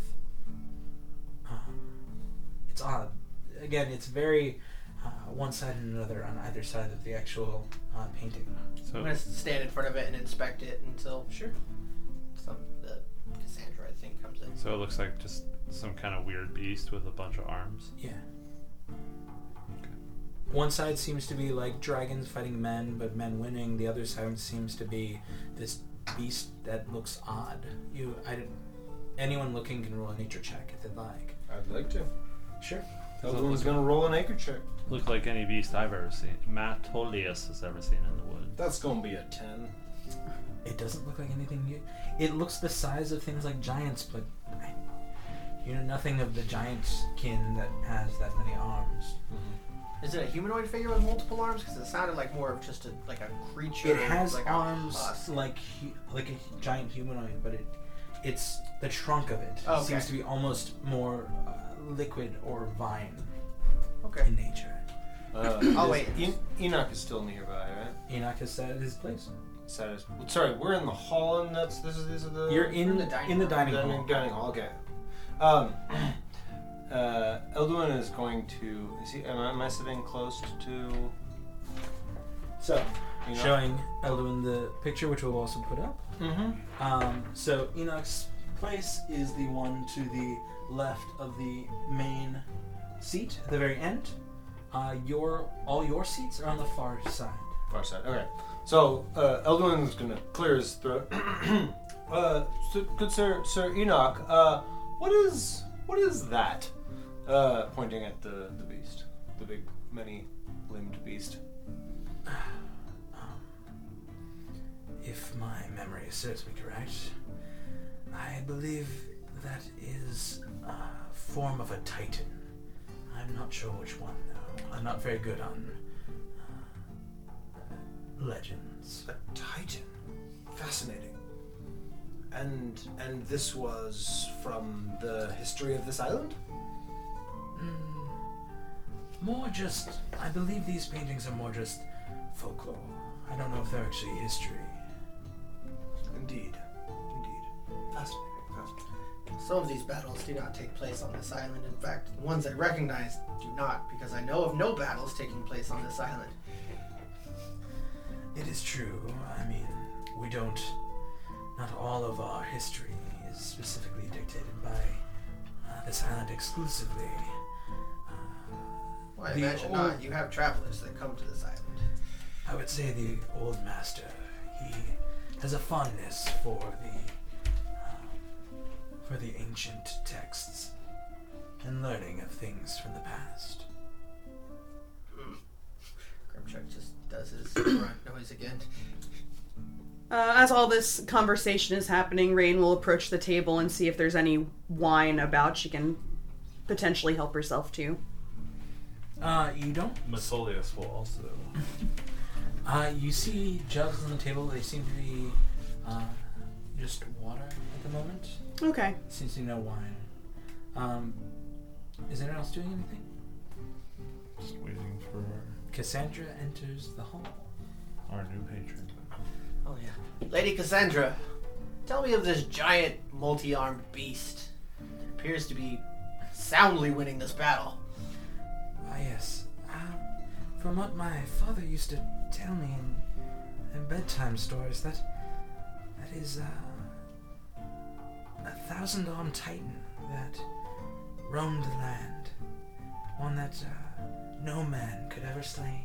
I don't precisely remember the name, but I do know that I was told many times of this beast by my father.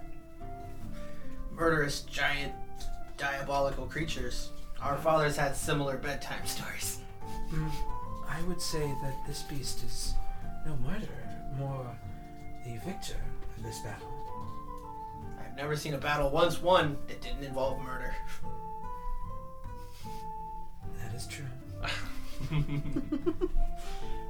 Good point. I'm not wrong. You see Enoch pull the chair out for Cassandra as she kind of chuckles a bit and sits.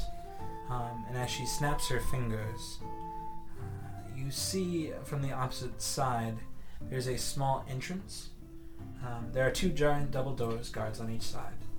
And there's a small entrance to the left side of the building, or left side of the room, and from that swings open two seemingly servants of some kind in tattered clothes walk in with trays of pitchers and things like that as they come around, and you see them walk up to the table. Are you all sitting down by now? Yes. I'll make my way to I think Loud Scout sat down like right away. And I'll make your way in tandem, starting with the guests, and come up to you and go, Miss, would you like some wine? Yes, please. And you see her kind of shakily pour, this young girl shakily pours some into your goblet. And goes to the next, sir, wine? I lean forward and flash her my best. It's gonna be, you don't have to be nervous, smile. And Metolius says, of course, dear. I would love some wine. Okay. She kind of, you see her blush a little bit, and she stops shaking from that and pours you some wine. I say, thank you. I wink as I drink from my cup. This continues, going around to Loud Scout, Grimtuck, and Elduin, filling up your glasses, now with a bit more confidence than before. Yeah. And you see her get to Enoch's side, and he already has the cup out in front of her, in front of him, and waiting for her to fill his glass. Do the serving people, you said that they looked somewhat afraid. I would say less afraid, more just nervous. Okay. Gotcha. Can I roll an insight check to see, like, if it's them, like, if it's Cassandra and Enoch making them nervous, if it's us making them nervous? Sure. Try and figure out why they look nervous. Well, that's not going to do anything. 8. I'm gonna look for any sorry, Grimtuck is going to investigate also. I'm just gonna casually look for any sign of, like, say, like, fetters or, like, manacle marks. Sure. Anything like that. You notice them more, like, kind of looking back and forth at all of you in the process. So maybe it's just new people. Maybe they haven't had any visitors in a little bit. You're not able to tell. Okay, yeah, I got it. Grimtuck rolled to an 8. You don't notice any. Also, their clothing is pretty taut to their wrists, so Okay. it'd be hard to tell if you could or not. And they also go over and fill Cassandra's glass, and she thanks them with all the politeness of a lady. And they go off, and you see one bow to her and go, "Dinner will be ready in just a moment, my lady." And she says, "Thank you, my dear. Please." And they go off, leaving out of the door, and you see Cassandra grab her glass and raise it to you all and go, "A toast to my brave adventurers. Some of you obviously got my message. Others are here by fate." And she winks and raises the glass to you, Metolius. Here is to fate. Indeed. And I wink back. Rain raises her glass.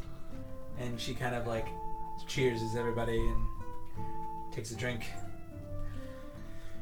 So, being that you didn't hear my call, per se, Metolius, you all effectively are here, let's say, to help me find an old heirloom. One that my family lost a very long time ago that has recently surfaced. Sadly, in the current nature of this island, I would send my men to go search for it themselves, but they are needed here. Might I ask why? You have a small army in this or in this palace. And she kind of, you see her shoulders kind of sink, and she takes a deep breath. And you see Enoch even reach over to her, and she kind of waves him off like, no, it's okay. Sadly, my father, the rightful emperor of this land, has fallen ill as of late. For about a year, or just a little more now.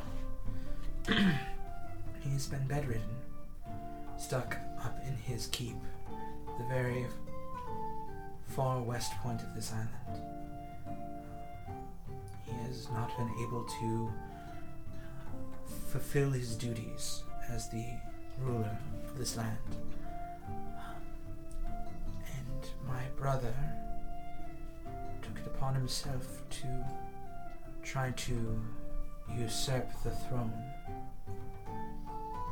bringing his army into it. So sadly, my small army, as you say, is here to make sure that I am not killed by my brother, who has been rampaging across the land. And I am sad to say that I fear for my very life at this moment. So my men stay with me and stay vigilant throughout this castle at all times, just in case he was to rally and attack us. It's a dishonorable thing that you speak of. My brother has never been an honorable man. He is a man who is wrought by the love for power, and he only wishes to hold sway over this entire island. And I stand as a beacon, as unwilling but necessary ruler, holding true what my father believed in, What is that? being just and kind, and allowing my people to live free, and know that their ruler loves them. Freedom is the most important virtue of all. Absolutely worth fighting for.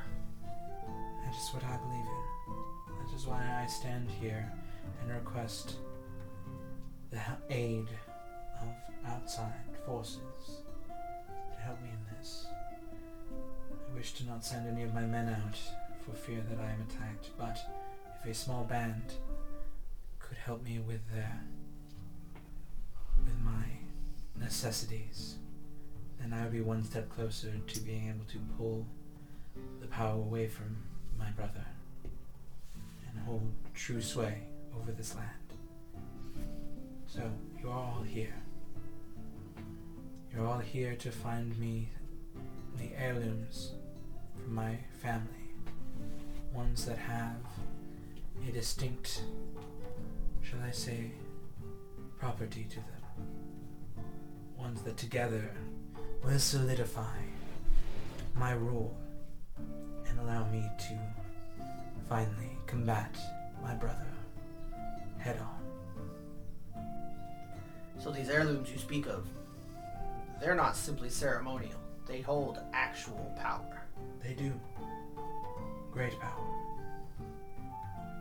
I fear if my brother was to learn of them, he would be after them as well. To my knowledge, to all of my informants, and anyone I have sent out to gather as much knowledge as they could, he does not know of them yet. But I fear the clock is ticking. Time is running short. I'm sorry, I have worryfully deadened the mood in the room. You are all having a seemingly much more happy time when you first arrived. Oh no, it is just such dire news. I was not expecting it. But I believe that, at least myself, I can help you in your quest, my dear lady. I'm sure these wonderful people would also do the same. Some for coin, some for the mere benefit of it all. I promise that you will all be compensated greatly. What you are doing for me is beyond as much compensation as I can offer, but I promise you will all come out not only with honors, but also a hefty amount of coin in your pocket. Elwin speaks up. He says, I appreciate your need for assistance. As the emissary of Evermeet, my mission is in fact information and understanding. I care less for money and fame. I care more for the stories and the treasures that your library and your history might hold. I don't suppose that would be in the realm of possibility for these actions. If you all are able to complete these tasks and get me my heirlooms back, you have free reign over my father's library. I will lead you to his keep myself. His library is vast. We are an ancient family here. We have lived in these lands for untold generations. Our knowledge and our history runs so deep that you would be sufficed and full the world over with what I can offer you. This is wonderful news. But yes, I at the moment cannot leave my keep, so until this is complete, I sadly can only offer you the promise of knowledge as a reward in the end. I have to ask. We are not the first agents to come here. We are not the first travelers to hear this proposition. What has happened to those that came before us? Are there other agents working on your behalf towards these ends? At the moment, I have only asked for people before to help in the actual fight. This is only recently I have learned of these gems. Again, once, like the titans upon the wall, I thought them only to be legend. Until I heard one showed up in a, let's say, an ancestral castle, not too far off from here. And that is actually where I would offer that as the day breaks tomorrow, I would like you all to go search out through to that castle. I hear troubling news that it has been besieged by a warband, one of orc in nature. They have claimed it as their own and taken all that lies within. One of the scouts I sent out found that the leader seems to hang a very large gem, one that fits the description. I sadly ask you to go on the grounds of hearsay, legend, and the possibilities that it is what I am looking for. But I have a very, very good inkling that it is. Rain speaks up and says, I don't mean any disrespect, Lady Cassandra, but I'm strictly here for the coin. So as long as you're promising payment at the end, just tell me what I'm looking for, point me in a direction, and I'll make sure we'll find it. That is all I ask. If you wish to be here just for the coin, my dear, I will offer you coin more than you can bring home. And Grimtuck. Yes. How many gems do we speak of? You've told us of one on this war band of orcs. It's 4 altogether. The first one being somewhat of a ruby, a very large ruby, with a glowing star in the center. What do you know of these orcs? Who claimed it? Are they a tribe of this island? Are they in service to your brother? What do your scouts tell you? They are not in service to my brother, from what I can tell. None of them wear the iconography of his army. What they are is a warband from the mountains. These orcs have kind of pillaged through the lands. They have sadly destroyed a few of my villages along the way, and then taken refuge at this very tall keep. It's high above a forest. I know only their name, but not of the leader. Their name is if I'm not mistaken, Enoch, what was the clan again? He goes, the Cut-Tusk clan, lady. Yes, this is the Cut-Tusk clan. I don't know. Any knowledge of that clan at all? Probably not. I've never been to this island. I don't know if maybe it's like a sister tribe or something. I don't know how that shit works. I don't really. Okay. But my dear Grimtuck, these are pure orcs. These are not like you. They're vicious and sadly vile. Please, no offense. None taken. The Shattered Chain tribe welcomes many of those from different races and creeds. Even a few amongst the savage orcs. These are pretty pure in the savage orc line. Well then, if they would take others' freedom and murder them at no cost, then they are enemies of mine. Well, it sounds like we have our first purposeful goal that we should set out upon the morrow. I will also be sending out scouts for the other 3 gems. As soon as I know more about them, I will let you know. Excellent. Will you be providing mounts so that our travel might be swift? Well, for safety's sake, we are going to send you in a carriage, if that is within the ability for you. Enoch would bring you there and offer you transport back. My horses are swift, but 2 of them together are swifter than a large band that can be easily seen. I wish my guests to travel without being tired from a long ride. You know these lands better than we do, so whatever you think is the most appropriate. Yes, what the tiefling said. It also allows that if any of my brother's spies are out there, they may not see you, may not know that I have asked for more help.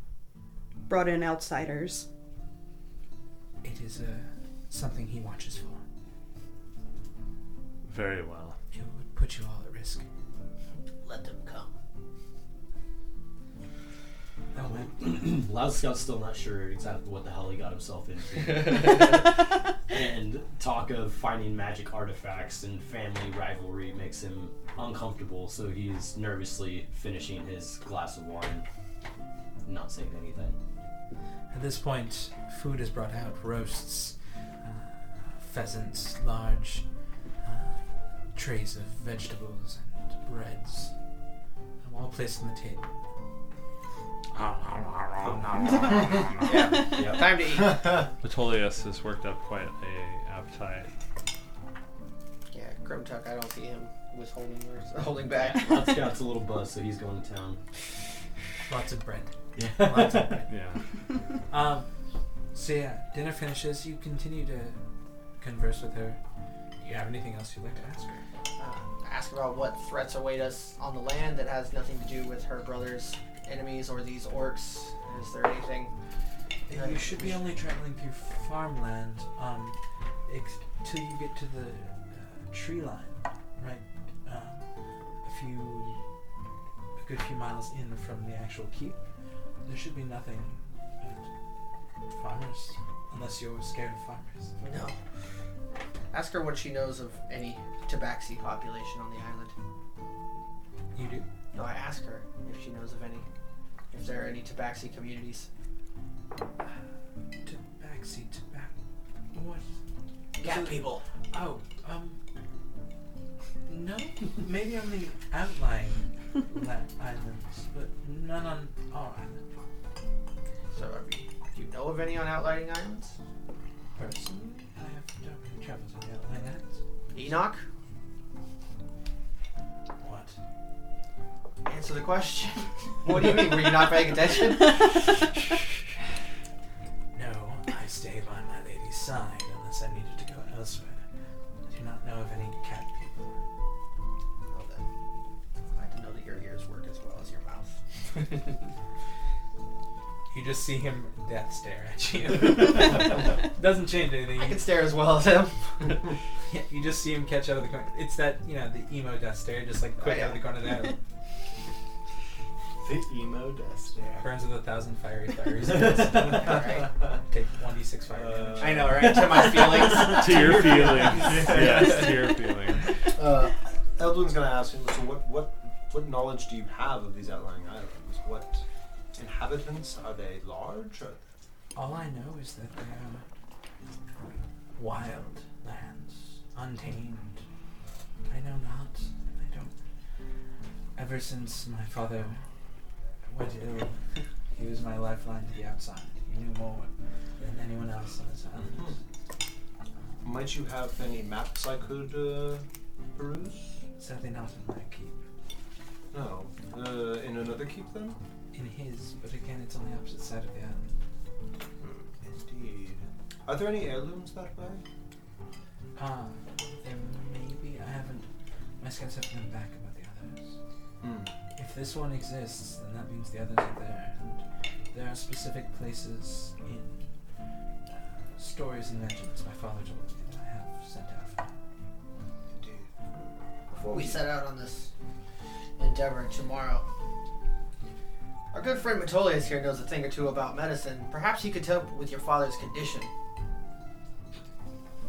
I do know a bit about medicine. From what the lady says, it sounds like her father is not even here.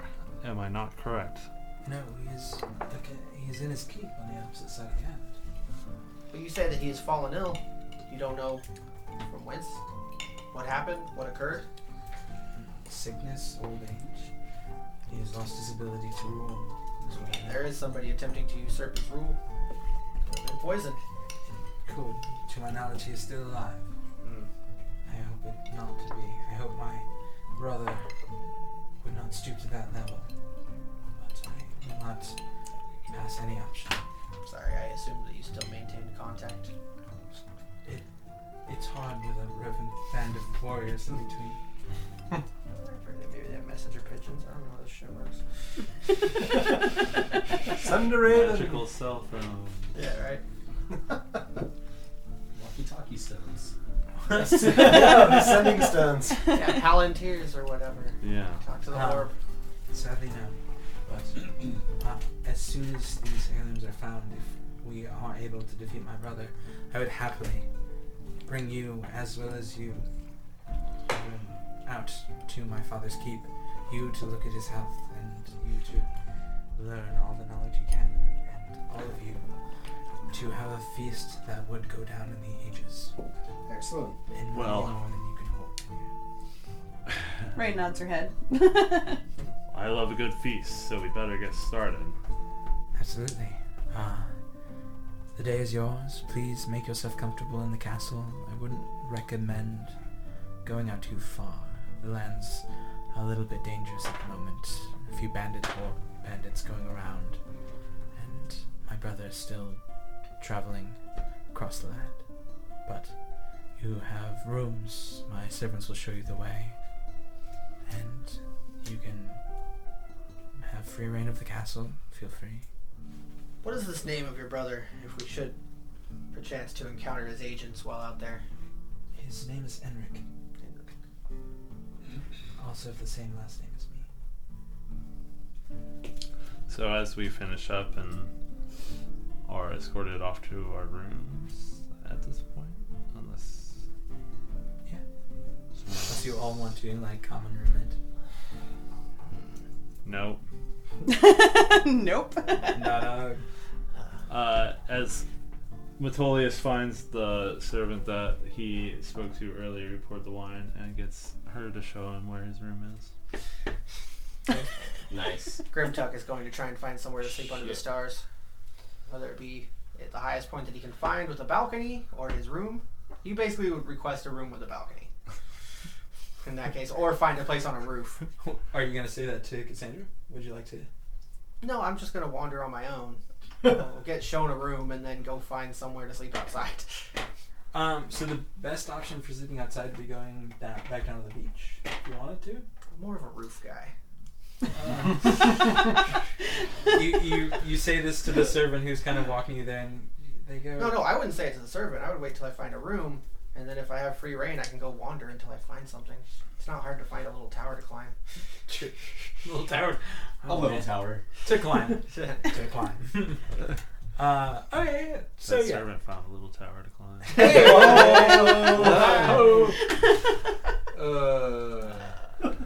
Ah, Giggity. You know they made for it. There will be no PG rating here. no. No. I kept it pretty PG. Pretty PG. Pretty PG. So you find your tower, and you find a little. You find actually there are balconies upon each room. Yeah. It's around the edge. You see an entranceway, and then out a small doorway. There seems to be a balcony next to your room. Cool. That sounds better than sleeping in a feather bed in a place I've never been before. I like rock. Yep. What are you all doing? As you kind of turn in by the time the feasting and drinking and discussing is over. Persuade my way to get laid. I'll go. Wait. 16. Try and 16. sleep with the frightened handmaiden. She's not frightened anymore. She's just not. She's nervous. got a lot of self-confidence, and she's a strong, independent She didn't Handmaiden. seem that way when she came in. handmaiden. Yeah, the trembling really lends to She's that. gonna be frightened by the time the night's over. Hey. Shit.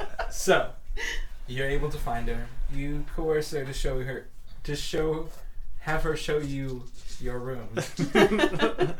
And the goods. And the goods. She brings a... Settle down. Roll a d4 to see which base you get to.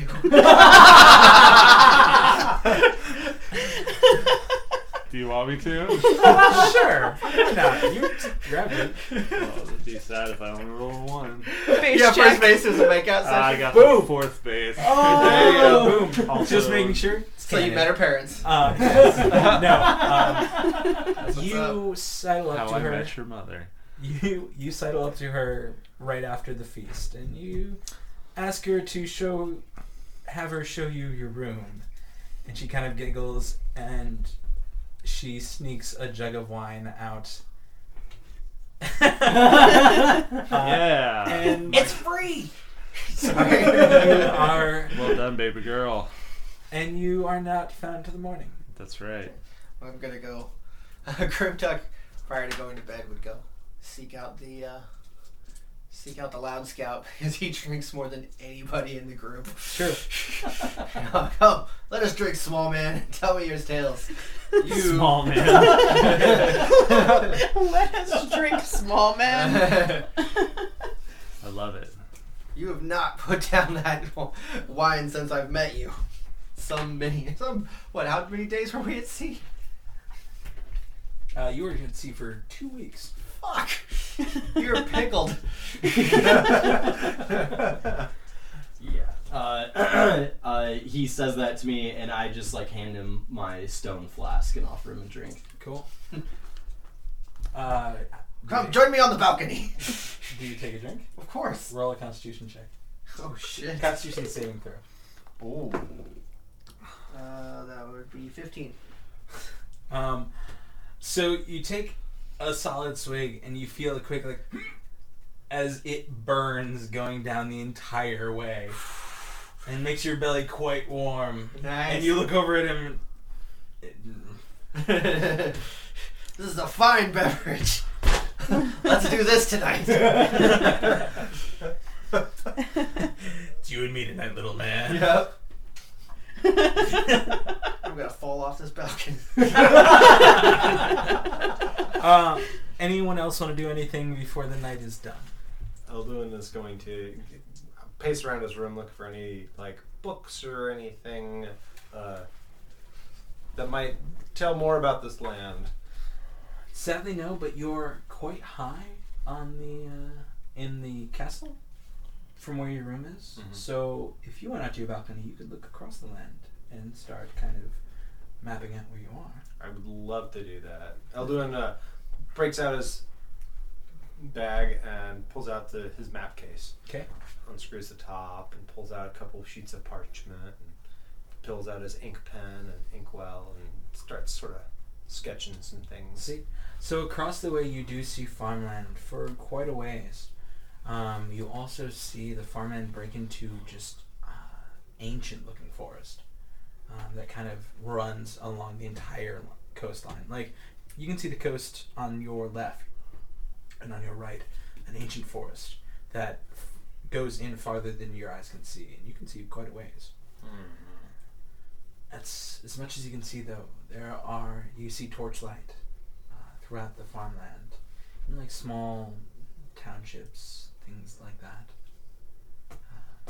You see a very open, large sky looking similar, but not totally the same as the sky you remember on Evermeet, being that you're quite a ways away.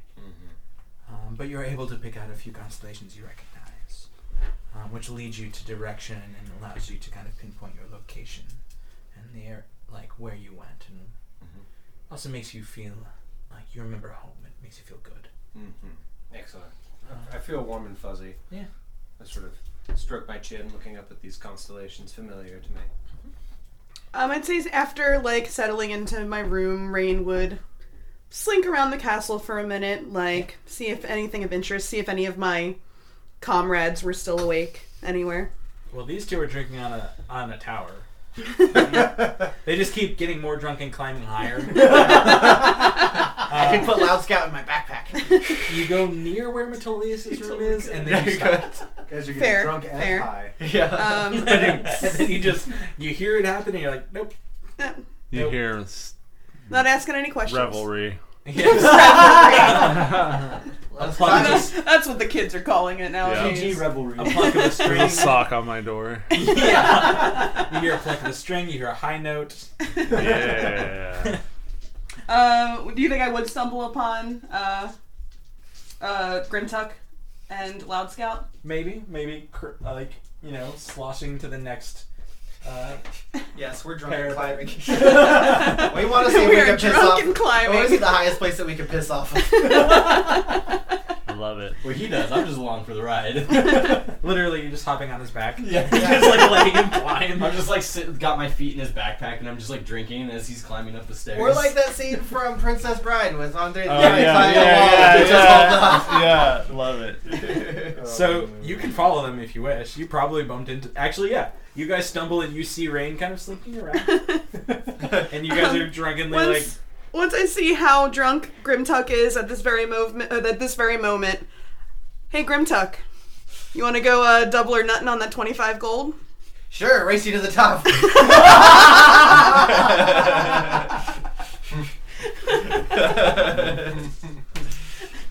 Sure, but you got to keep Loud Scout on your back. I could do it with both of you. Let's do this. Just because Loud Scout thinks this is going to be entertaining, I'm going to hand Rain my flask and he's just going to look at her and say, for good luck. All right, I'll take a swig. Roll that Constitution saving throw. All right. You're gonna pass The out. venom is strong. 18. Oh Ooh. shit. Yeah. Okay, Ooh, better fine. than you. Yeah, right. I had a little gas. I ate a lot. Yeah. Okay, so you guys get out to a balcony and look up. Are you ready? Yeah. All right. Let's do this. Okay, you roll an athletics check. What is the layout of this like? What is It's like? pretty flat, to like a few different like peaks and roofs. Okay, so are we like racing upstairs? No, we're No, racing. you're We're climbing. climbing. Oh, the, just climbing. the side. Oh, perfect. Yeah. Okay. Contest.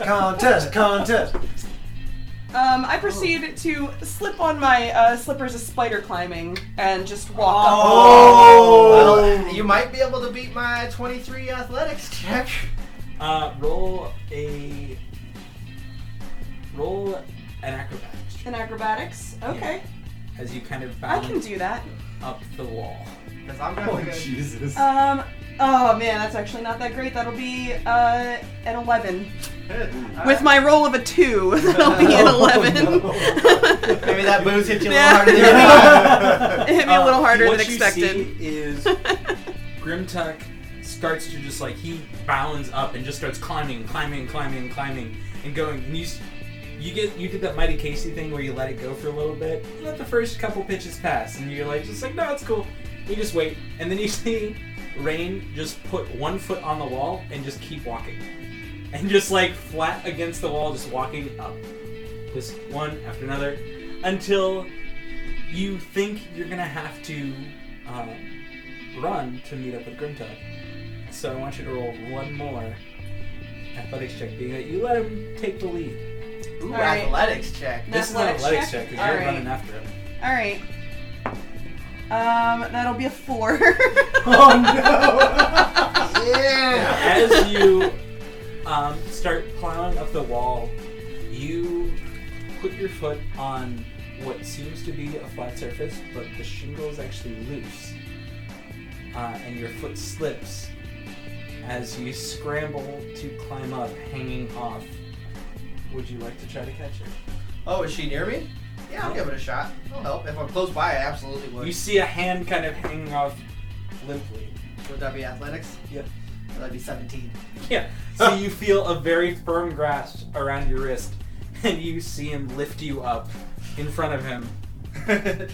Just try to stick you to the wall while you're doing it. How does this work? How large are you, Rain? Height-wise, I am 5'6", I think. Oh, Yeah, 5'6", 6'5". 130 pounds. So yeah, one-handed. Yeah. Yeah. And I believe Grimtuck won. Yeah, I think that would be the case. Yep. So, I didn't bring my my pouch up here. We'll just have to get it when we get back down. But either way, we're already up here. Get as high as we can and get some drinking happening. Fair. So yeah, over the course of the night, you get to just about the top of the towers and drink heavily and make it down mostly safely. And yeah, the night goes on. You make it back to your rooms finally and sleep heartily. Metolius satisfied in his conquests already. So satisfied. Elduin enjoying the small amount of local topography that he's gotten. And Loud Scout got to drink, so... Yeah. Jeez. And the three of you had a ruckus good time. You It's actually... the highest place we could get to. Yeah. I'm sure. A couple of times you get that, like, you know, classic 80s movie guard, like, "You crazy kid!" coming out of the side windows. And then they see that we're weird looking and huge. We just ran past like Elduin's window as we're climbing up the tower. As he's painting. There's a Swift Neblin in my backpack and a woman walking the wall. And I'm just huge, just climbing. I don't think anybody's gonna yell twice. Elduin just looks up and like shakes his head as he looks back down. So the morning comes. Daylight breaks, and you hear a solid knock on your doors. Not mine, I'm not in it. Not at all? I slept on a balcony somewhere. I didn't say it was mine. Well, there's a knock on your door. Okay. You hear a knock on the door, and you hear through the door, "Lady Cassandra, request your presence in the main hall." Seems to be a guard of some kind. This is at all of ours. Yep. Everyone's. And yours, but you're not there. I would just make my way down when I woke up. Yeah. And I imagine Loud Scout would I be was with gonna me say, because I'd he imagine couldn't that get we back on probably, his yeah. own. Metolius I just like fall asleep in his backpack. gets up and gets his equipment and things ready and puts on his breastplate. And Leaving the maid in the bed. as long as she can stay there, sure. She lives in this place. She Yeah. can stay there. She has a job to do. Yeah. It's not like she's leaving. She can't walk right now. Your words, not mine. But The full but power sure. of the Fantastic Four. Alright, this is devolving. So, you all make it your way down to the main hall, back into the throne room, like Cassandra was before, and she sits there upon her throne, Enoch at her side, and she goes, "Ah, yes, I hear tell that a few of you had quite a good time last night. I'm glad you made yourself at home, as this will be your abode for the next few weeks, depending on how long this task takes you. And, I mean, of course, unless you have anything to go back to, once this is over and the land is mine once again, and I can protect it from my brother, you may stay as long as you wish. So, if you make this your home, I very much appreciate the comfort you feel." I don't But- think I'm there, so I wouldn't say anything. Cool. I don't know, am I? I would stumble down eventually. By this point, you two stumble in. Okay. Ah, yes, the men of the hour. Good morning, you two. Good morrow unto you as well. I nod. You've made it just in time. For breakfast? No. Oh. That was great. Ah.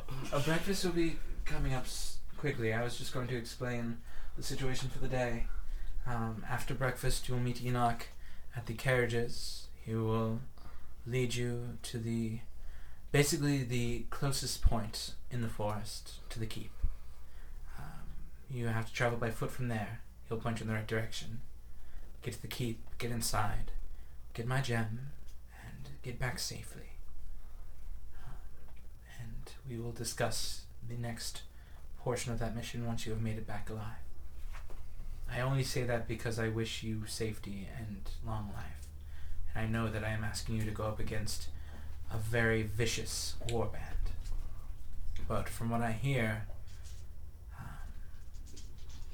your battle prowess is spoken far beyond our slight conversation last night. let's get Yeah. to work killing. Okay. Let's get to orc killing. Smorkin. Smorkin? No offense, Grimtuck. Smoke smorks. Smoldering Just throws his hands up. What? After breakfast, you meet Enoch outside the front of the keep. A large, lavish carriage. It doesn't look exceptionally important outside, but inside is covered in fine silks and soft cushions. Ones to travel in for long periods of time. Seemingly what Cassandra may have used to travel to her father's at times. And you see him go, "Get inside. We will be leaving very shortly. Please make yourself at home in my lady's carriage. I will be up on the front with the driver if you need anything." And yeah, with a snap of the reins, the carriage begins, and you are off to your first adventure.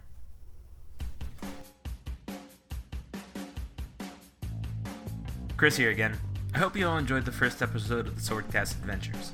We had a blast putting it together and can't wait to get out more for you all to enjoy. The next episode will be out Monday the 23rd of this month, followed closely by us starting our normal release schedule, which will be the first and third Monday of each month. You can find us on Facebook, Twitter, and Instagram at either of those / The Swordcast, or at our website at www.swordcastadventures.com. You can listen to us on Podomatic, Podbean, SoundCloud, Libsyn, iTunes, and Stitcher by searching for Swordcast Adventures. And finally, we don't pay for advertisements, so word of mouth is key to our success. If you could rate and review us wherever you happen to listen to this podcast and spread the word about us, we would truly be thankful.